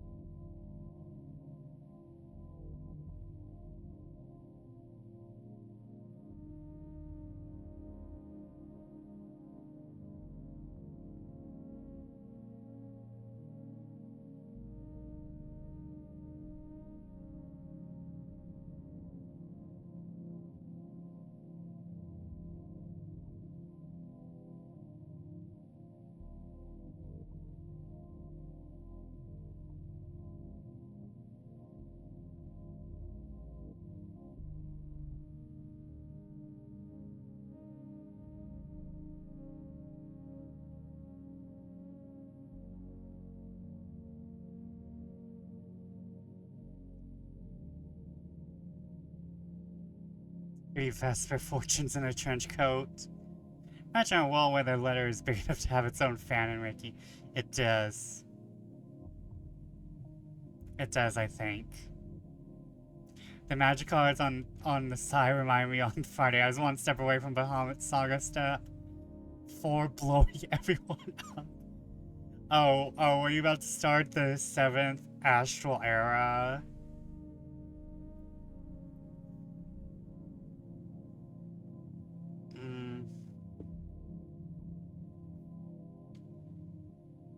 But the rat's gone. I'm just imagining Bahamut being overrun by rats. Rats, we are the rats. Rats, we are the rats. There was literally 50 rats? Oh my god. To be fair, you did try to take over one game with Pegasi? Was it Pegasi? I think it was Pegasi. You had 26 Pegasi. I did. So you admit to your crimes.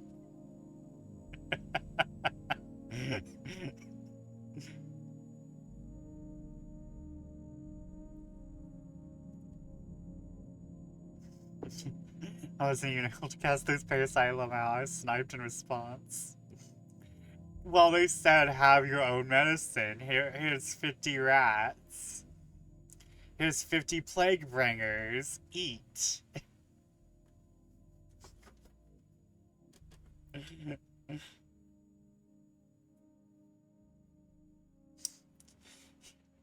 still just imagining Bahamut just having his wings all around and there's just gnawing sounds everywhere.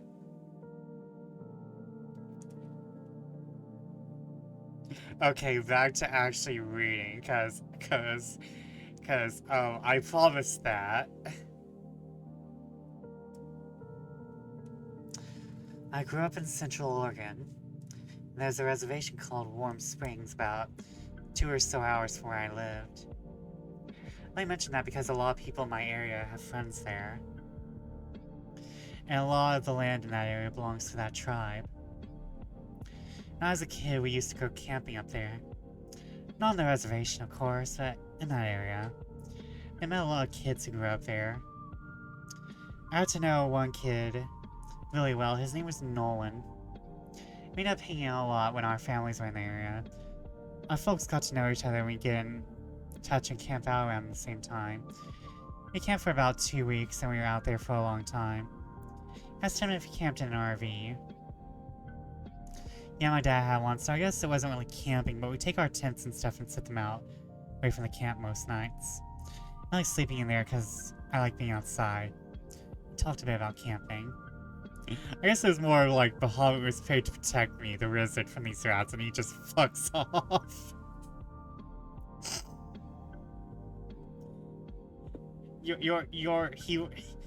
His summoning time was up. You forgot to press the Baja Blast button.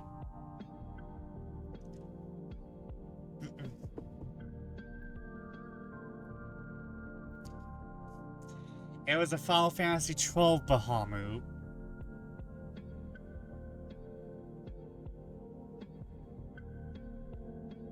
If you don't press the button, he don't cast the Terror Flare.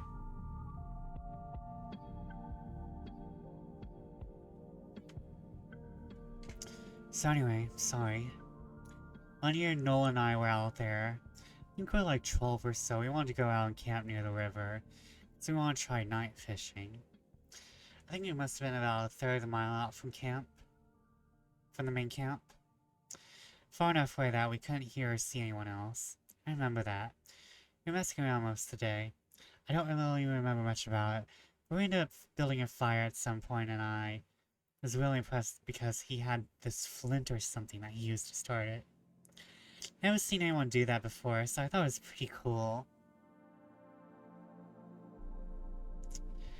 Got into teaching how to do it, and we lit some stuff on fire, which looking back was really stupid because in the middle of fucking summer. And if I remember right, the fire warning was either yellow or orange. Thankfully, we didn't start anything major. When it got dark, we sat around and talked about whatever it was 12-year-olds talk about. Don't really remember. What I do remember was at some point he looked over my shoulder and at the river, asked me if I could see something.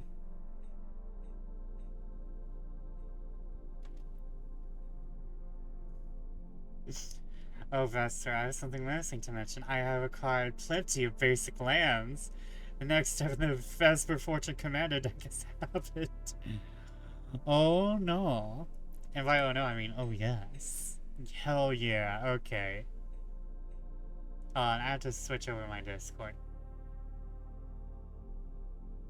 Because it's gonna save as something weird if I don't. Oh, wait, wrong Discord.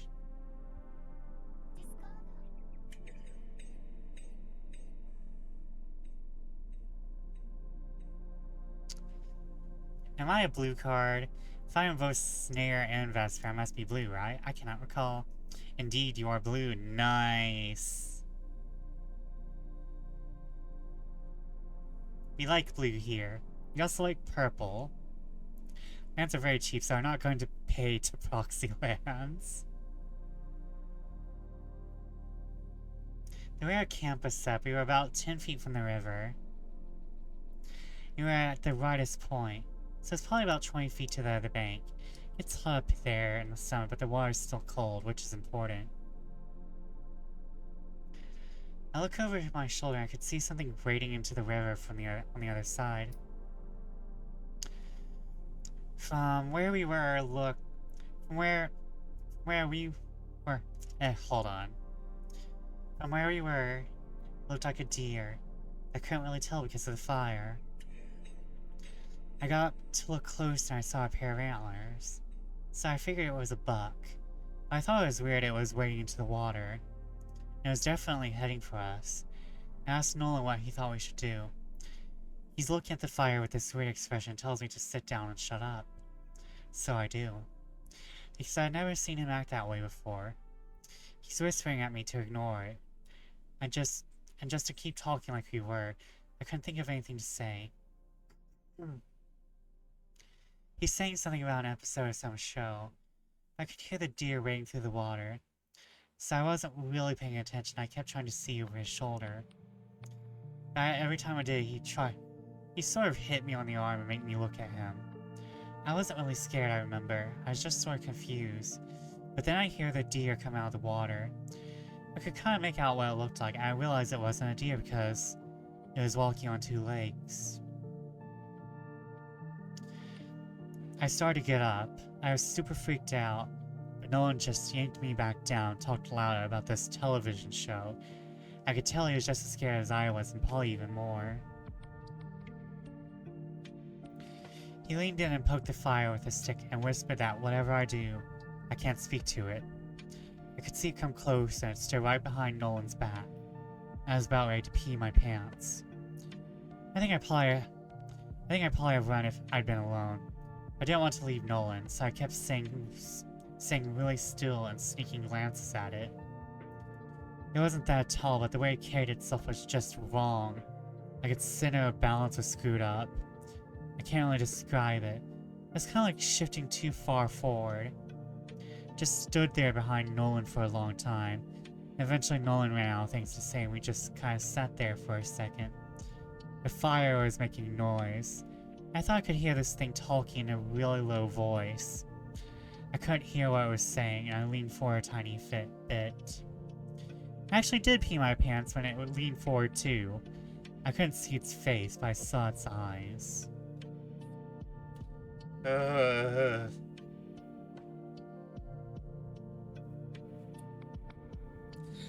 God, I've read this before and I still get chills.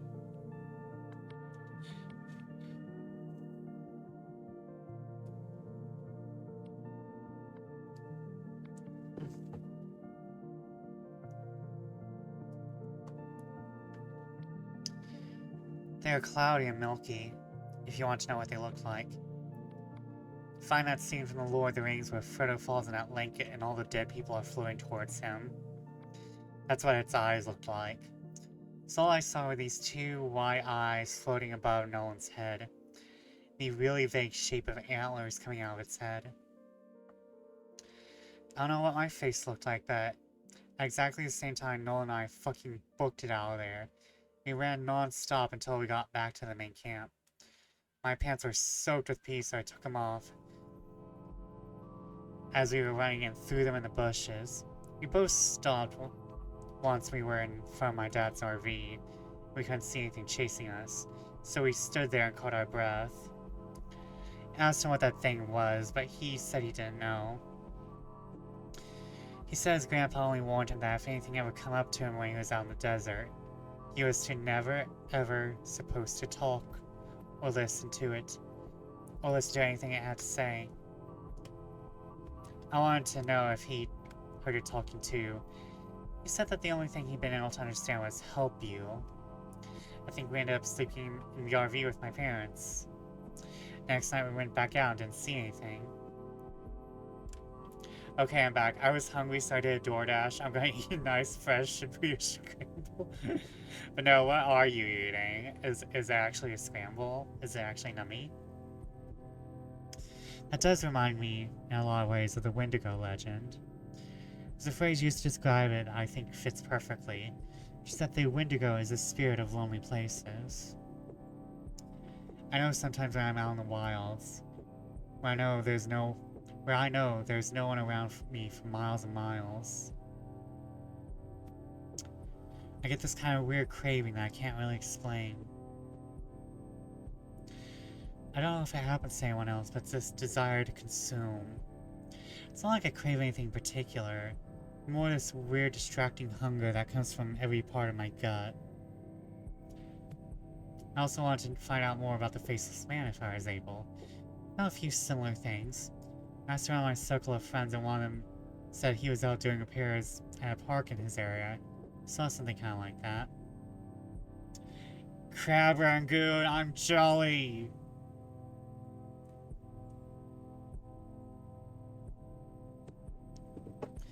I'm actually hungry right now, but that's from stream mentality, stream mental fatigue. Do you want to know about the Faceless Man? Here you go, he's a man, and he doesn't have a face. Capitalism mentioned again, lol, consume. Can we take anything seriously anymore? Wait, I'm the streamer. I should know. The answer is no. The monster is capitalism turning people into consumers. Listen, there's a really good... That's actually kind of like a concept I want to do with mascot horror. Where like capitalism is like the main actual horror, because a lot of mascot horror is just, hey, dead children. God.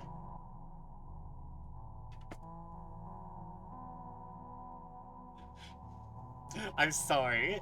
Can y'all tell I have issues with horror?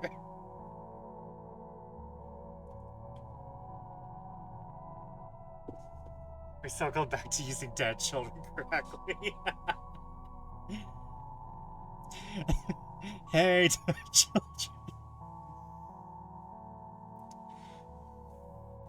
Listen. I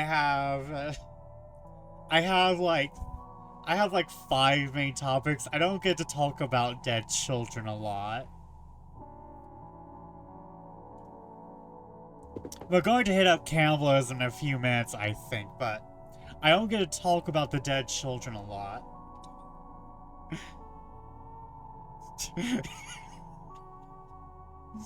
Hey, dead children. That's fucking going in there. That's going in.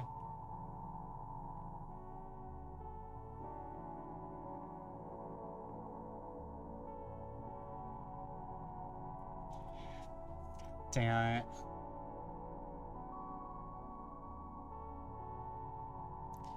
Control C.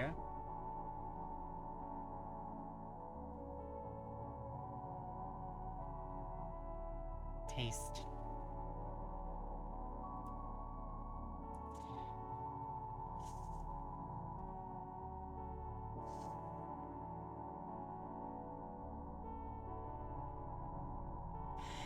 Another one for Vesper's FBI watch list.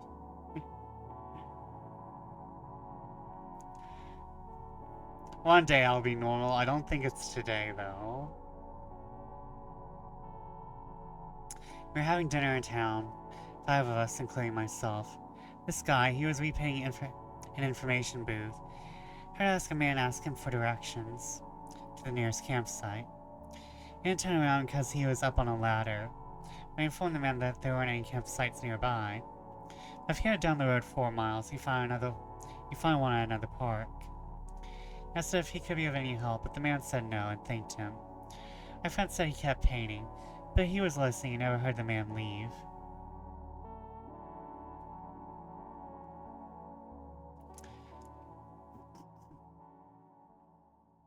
The second he came up and talked to me, the hairs on my neck stood up. Not sure why, but I just had this really uneasy feeling about the whole thing. I just wanted to finish painting and get out of there. I figured maybe a part of it was that I couldn't turn around and look at him, but something just felt off. There's also this weird smell floating around even before the guy talked to me. Kind of like old period blood.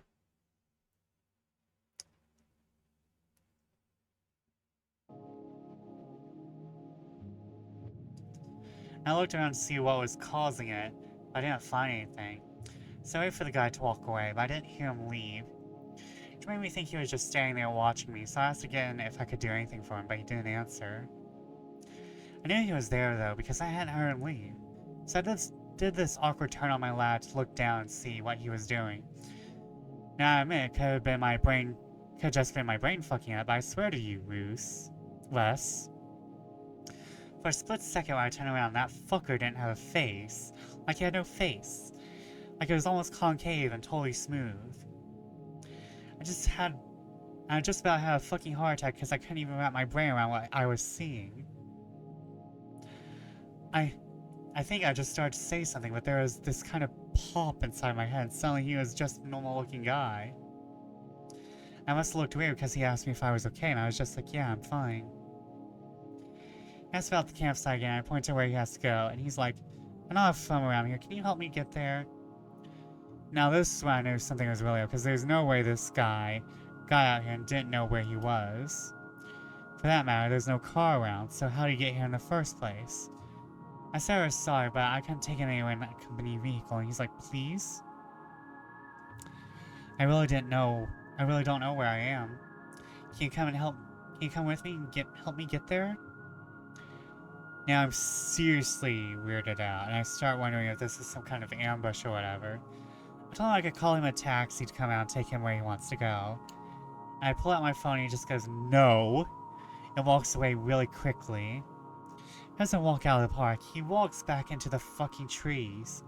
I got right in my fucking truck and start getting out of there. Fuck the pain or whatever. I look in my mirror to see where he was as I was leaving. He was staying right at the tree line again. Don't know how he got there so fast. This time I know that fucker didn't have a face. He's just watching me leave. Right before I turned the corner, he took a big step back into the trees, kind of dissolved, I guess. It was just so dark he blended in, but I felt like he just melted away.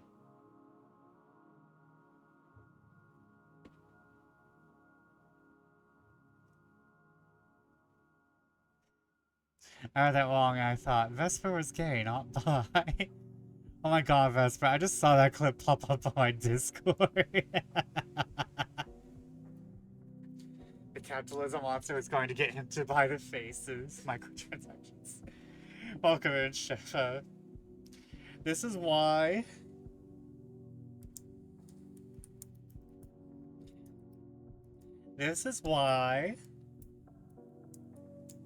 I'm not normal. I have watched and engulfed so much horror. I just make fun of horror.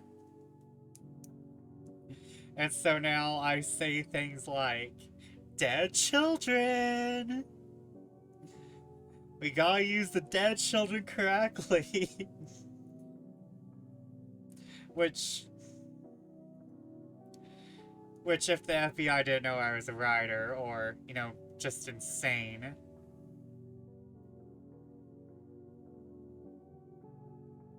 I'd be on an FBI watch list, but...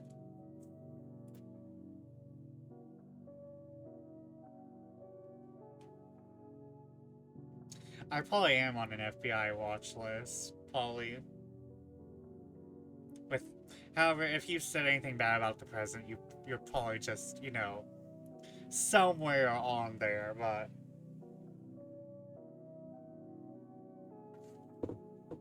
But I say shit like dead children need to be used properly. Maybe the real capitalism was the friends we met along the way.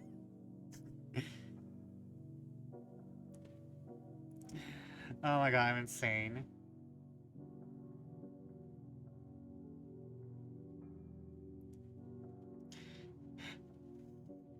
But like in horror, you have to use dead children correctly. Where is my...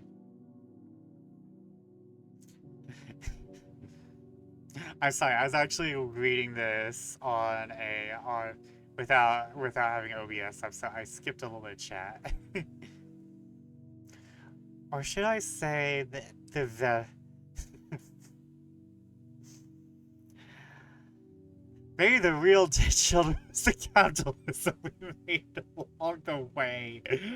That's a sentence.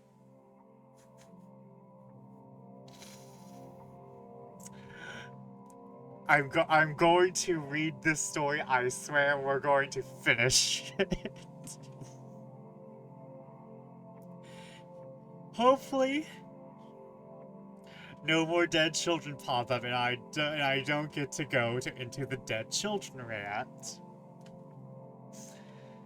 Interestingly, after this guy finished his story, someone else piped up with another one, but with a slightly different twist. You know, actually, I had something sort of weird like that happen a while back. I was out doing some trail scouting, and I was in the middle of nowhere figuring out where we were going to have this trail run through. I hadn't seen anyone else for a good 2 hours, so I wasn't really paying attention to where I was going. I was just looking at the ground for the most part. Then out of nowhere, I crested this little hill and ran into this guy. He was older, probably in his 60s, and I started to apologize for running into him. And I noticed his face, and it probably looked like a complete douchebag because I stopped and stared at him. It took me a second to figure out what was wrong, but this guy's face was huge. That sounds weird, but it's the only way I can describe it. His head wasn't big or anything. It was normal. But the amount of space his face took up was way too much. If he took someone's face and enlarged all by about 2 times. He didn't say anything, he just kind of looks at me. And I backed up and I was kind of stuttering, saying I was sorry. And I went around and fucking got out of there and did what I needed to do. The whole time I just kept looking behind me because I was so freaked out that he'd pop up behind me or something. That sounds ridiculous, but I swear you, it was one of the creepiest things I've ever seen. It's the opposite of JD fans. I just imagine like this old man, but like these kind of like droopy but still enormous 90s styled anime eyes. And then just like a big mouth, and then like kind of like the Yubaba nose. Not the droopy eyes. Like the like droopy wrinkled eyes. Real guy sees a 90s Nickelodeon character and runs off.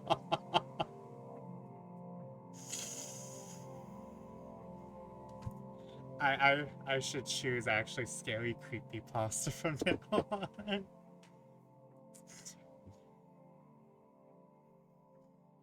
The camp is enjoyable, but it's taken me out.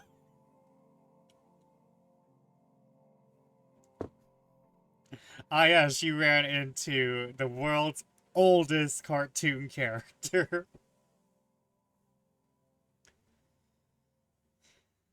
I switched the topic to the stairs a little later. There was a definite shift in enthusiasm. No one spoke up at first. There was a real stigma around discussing them, even when we were away from work. I broke the ice with the story of my own. The guy who told me the story about the faceless man told this one, albeit very quietly. A couple of years ago, I was camping with my girlfriend. We were out about 2 miles from the road at this site I know. Went to bed that night, but we couldn't sleep because someone interjected with a funny comment, and we were dangerously close to going off on another subject. But I got us back on track. Yeah, really funny, you fucker. No, it was because we kept hearing that grinding noise. My brother used to grind his teeth in his sleep, and it kind of reminds me of that. My girlfriend was freaking out, but I kept telling her to ignore it because I've heard it before. Just had to ignore it. Goes away eventually, and you guys know what I mean. We all knew what he meant. So eventually I got her to sleep. I woke up probably 2 hours late because something was just off. Oh my god. Interjecting interrupt. I'm going to ignore that. So I eventually got her to go to sleep. I woke up probably 2 hours late because something was just off. I rolled over and she wasn't there, and I kind of freaked out because he thought for a second, then he took a very long drink. Anyway, I ran out of the tent calling her name, but I didn't have to go very far. She was standing at the edge of camp, looking at something in the trees, and I could see she was really pale. The fire was low, but bright enough to see her. And when I ran up to see what was going on, she was dead asleep, but her eyes were open. She had this real spaced out look, you know. So I put my arm around her and led her back, but she wouldn't move. She just said really quietly something like, "I have to go, Eddie. I have to go. It's here." I was like, "You're just sleepwalking. Come back to bed." But she wouldn't budge. She just kept standing there and saying that she had to go. I looked to where she was looking, and there was this fucking staircase right there, about 15 yards away. Gray one, concrete. She started to walk towards it, but I yanked her back, and that woke her up. She looked at me like I was out of my fucking mind. She asked me what the fuck she was doing out of the tent. I didn't tell her anything, I just told her she was sleepwalking. The grinding was gone, so she just went back to the tent with me and fell asleep again. I don't know, I just don't like thinking about, you know.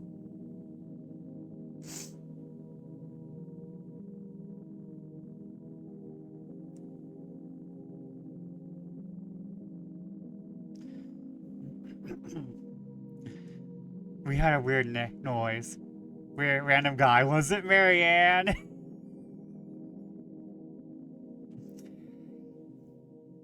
By the way, I took the liberty of adding a silver to your deck. Ooh, ooh, I got a silver. Hold on.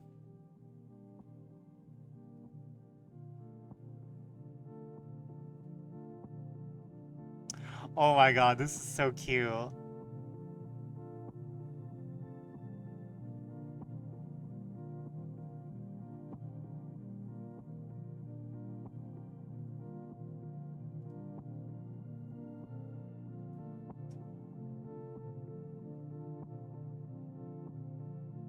This is so cute. Hold on.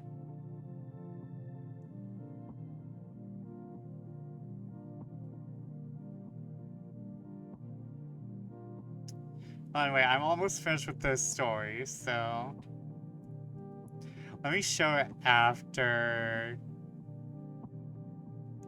Let me show it after, all these after we finish.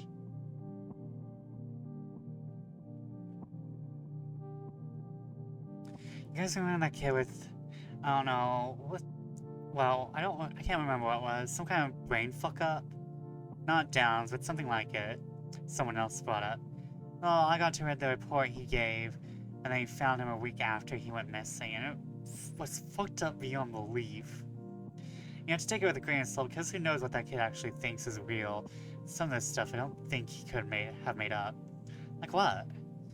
Well, first off, he talked about the stairs. He said he was watching his dad build a fire and the stairs came up to him. He had to go up them or something bad would happen.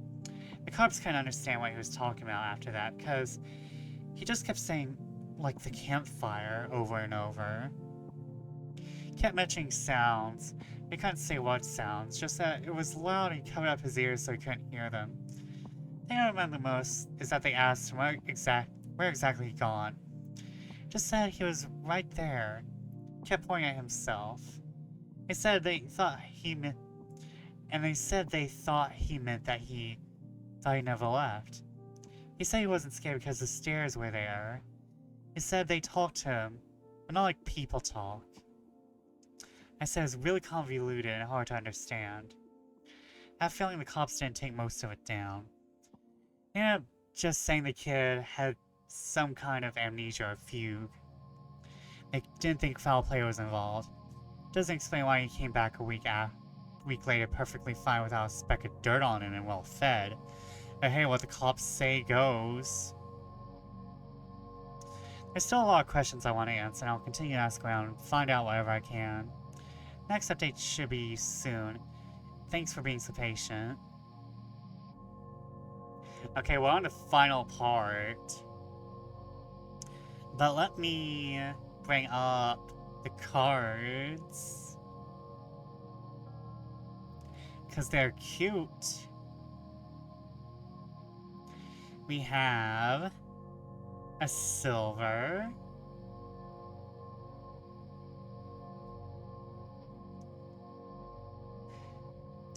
Commissions now open.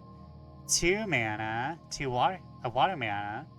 Create a token that's a copy of a creature, and on the battlefield except it's a 1/1 and an illusion, in addition to its other types.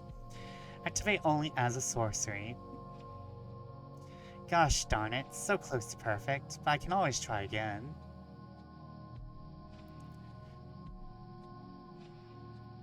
So cute. We love our little sketchy silver. And we have a RX. Where is RX? Royal Reporter. Extra, extra. Until your next upkeep, the next spell you cast may be cast as though it had flash. This is a snarling news with an up-to-minute report on this late-breaking story. And that is a cute RX. That is a cute RX.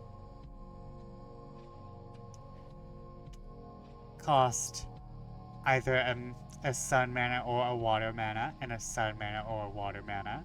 Or, well, light mana. And now we have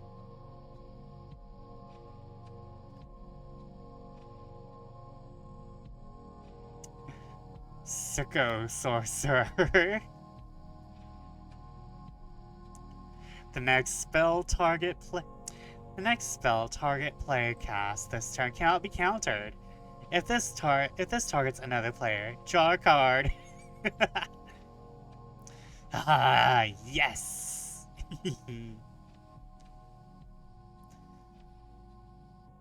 I love it. Thank you, RX, for all your hard work yet again. Oh, damn, you can use this to support another player, can't you? Oh.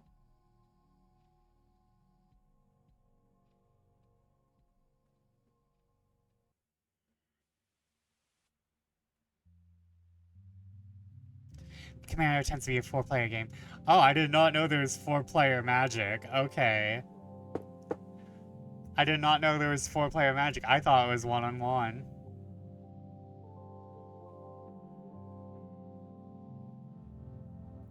I have learned. I have been learned. And these are all automatically in the rotation. These are all in the rotation. There are multiple formats. Okay, because I think I remember seeing 1-on-1 Magic formats back when, I think it was when Geek and Sundry was more popular. And I gained 1 power when I became a Sicko. Sicko Psycho. Sicko Psycho.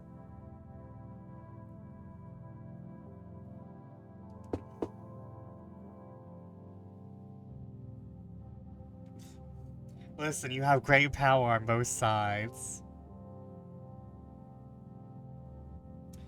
When you are the sketchy sorcerer, you can make illusions. When you are the sicko, you support other players.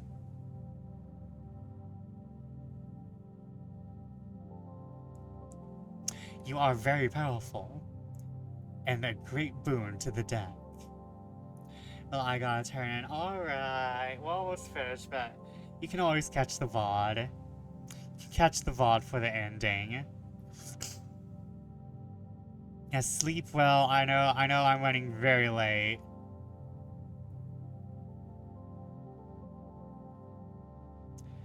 Gotta walk up the stairwell to Mary Anville. No, don't go up the stairs. Not to Mary Anville.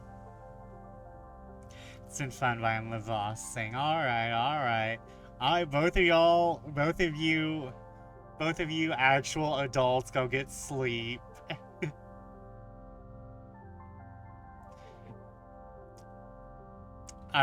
if both of you professionals go get sleep. Wasting away again in Marianneville, looking for my lost cursed letter. I'm lame now, having a bedtime and stuff. That reminds me, okay.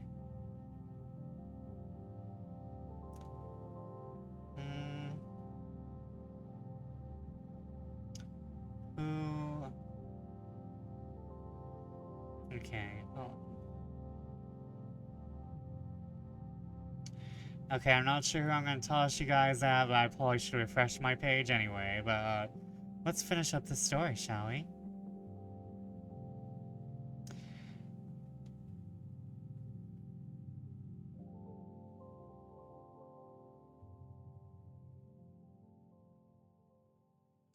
This will be my final update for now.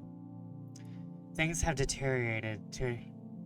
Some people say there's a Ure to blame, but I know it's Marianne's fault.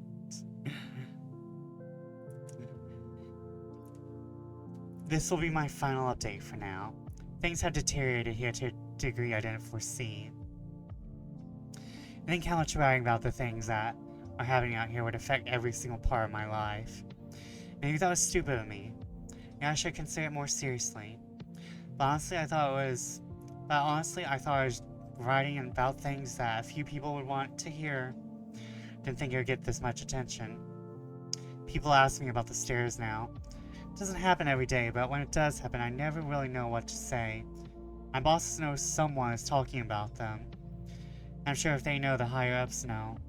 I can tell you they aren't very happy about it. Things have deteriorated me next time someone asks me how I'm doing.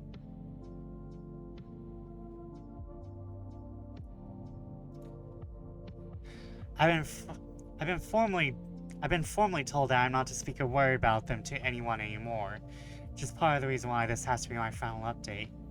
I can't risk my job for this. As much as it's been wonderful to get a lot of these things off my mind, I still do love my work. And I need it to be out there. If anything, my being aware of what's really going on is enough to stick it out. I may not be able to tell people that they're out there, but if I see them, I can direct traffic away to somewhere else safer. Because the amount of attention the stories have gotten. I've heard a lot of stories being swapped back and forth.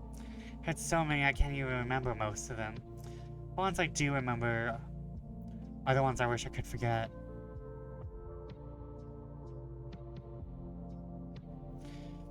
There's one story that made the rounds here, about a young woman who's disappeared upstate. Initially, everyone assumed she was a runaway. She didn't come from a great home life, so it really wasn't any kind of surprise that she'd choose to cut and run. But people started coming forward that they'd seen her around the park shortly before she vanished. So some of the rangers in the area were sent out to make sure she hadn't hung herself, or something on any of the back trails. It took them a while, but they did find her. Well, not all of her, just half of her tongue and a quarter of her lower jaw. Very clean cuts from what I heard. They never found the rest of her. So many stories about children, so many of them going missing and ending up in caves, wedged between impossibly tight spaces. So many of them found on mountain peaks at the bottoms of sheer gullies, missing shoes, missing socks. Or found with both in perfect condition despite them being miles and miles away from where they vanished. So many stories of black-eyed people wandering around the woods and calling out in the night, mimicking the sound of running water or a bobcat screaming. While a man in particular goes to every news station he thinks will listen to him and tells the same story. He was deer hunting. I camped out in a very remote area. Woke up because something was scraping against his tent. There was a raccoon or a fox until the thing pressed its face against the door of the tent, at which point he could clearly make out a human nose and mouth. He kicked at it, but it leaped back and was gone by the time he opened the tent flap, gun at his side. He fired 2 warning shots, and when the sound had faded, he heard a snap behind him. A man was standing at the edge of the campsite. This man was not wearing any clothing.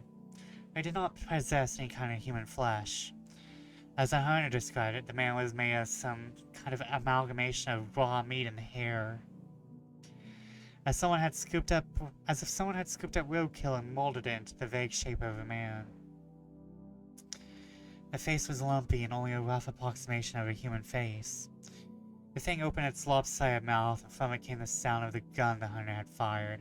It did this twice before mimicking the sound of the tent zipper and fleeing into the night. A young couple out for a hike in the rocky areas of my park reported to me yesterday that they'd seen something strange out on a peak I'm very familiar with. They were taking turns looking through a pair of binoculars, and the man noticed a hiker climbing up a very steep part of the cliff face. He watched the man scale the slope. It didn't occur to him until the incident was over that this person had no climbing gear. When the climber reached the top of the peak, which was about 5 miles away, they turned and faced the young man. He said whoever or whatever this person was looking right at them. The climber raved in an exaggerated manner before snapping in half at the waist sideways and leaping off the peak. The young man didn't see where the climber landed. I sent them on their way with assurances I'd check it out. I lied. I won't be turning in a report, because there were 10 others exactly like it. The climber is well known in that area. I don't question it anymore.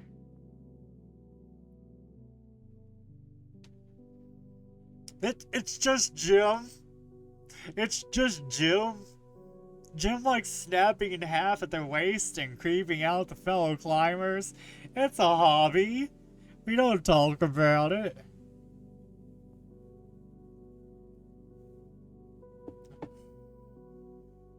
Snap into his sleeve. I didn't even mean to do that.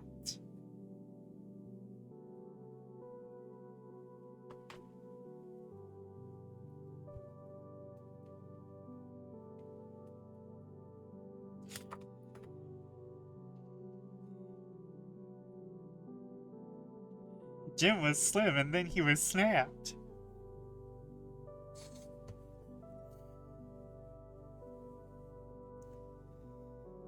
There are so many things I won't ever be able to understand about my job. It would take me years to relay all the things I've heard in the last few months. When I feel like my job is in jeopardy, I will come back. Maybe in a different format, but I will come back. Thank you all for sticking by my side, doing the things I talked about. If you go out to the woods, I encourage you to be safe. Bring water, food, survival equipment. Let people know where you're going and when you'll be back. Don't go on uncharted paths unless you exactly know what you're doing. Above all, don't touch them. Don't look at them. Don't go up them.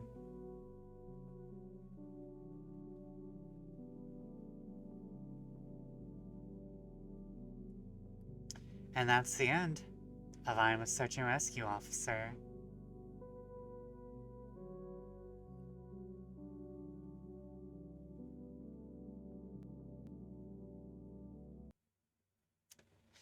It was pretty good, but I'm realizing now that there was a... Thank you for sharing these stories, no problem. I liked most of them. I'm very glad. I can't wait. I'm very glad to probably, like, more or less return to Sunday story times. I feel like, you know, like I said, I want Sunday to be more chill. Because I don't... Plus, not to mention, when I see for the foreseeable future, I'm going to be getting up at 6 a.m. on my weekends. So, like, this is going to be a nice chill stream that only requires me to speak. There's some there's someone on the bat wheel. There's a bat on the bat wheel. And it's moving. It's schmoving. Just not at maximum speed. So, like, I feel like, you know, Sunday story time, returning to it is a very good thing for me.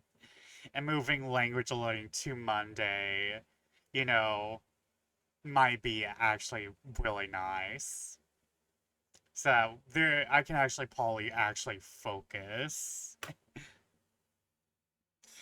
But I'd like to thank everyone for being here. We have finished that, though it took me a bit. And I was expecting this to be like a 2-hour stream, to be real.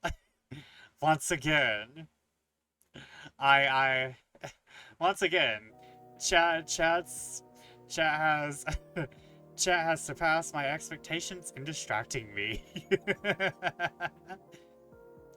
I'd like to thank Butternut for the follow. If you're still here, Butternut, thank you. I hope you enjoy the reading stream, even though I did go on side rants, but thank you for the follow. And let's see who is on.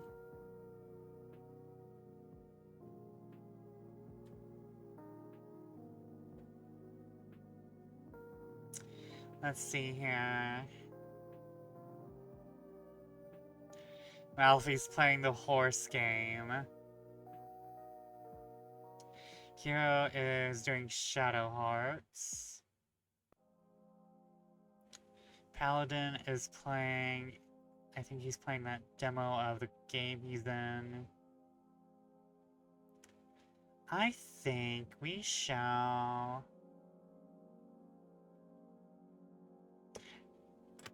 You know what? It is a story night, so why not just let everyone rest with the end of the story?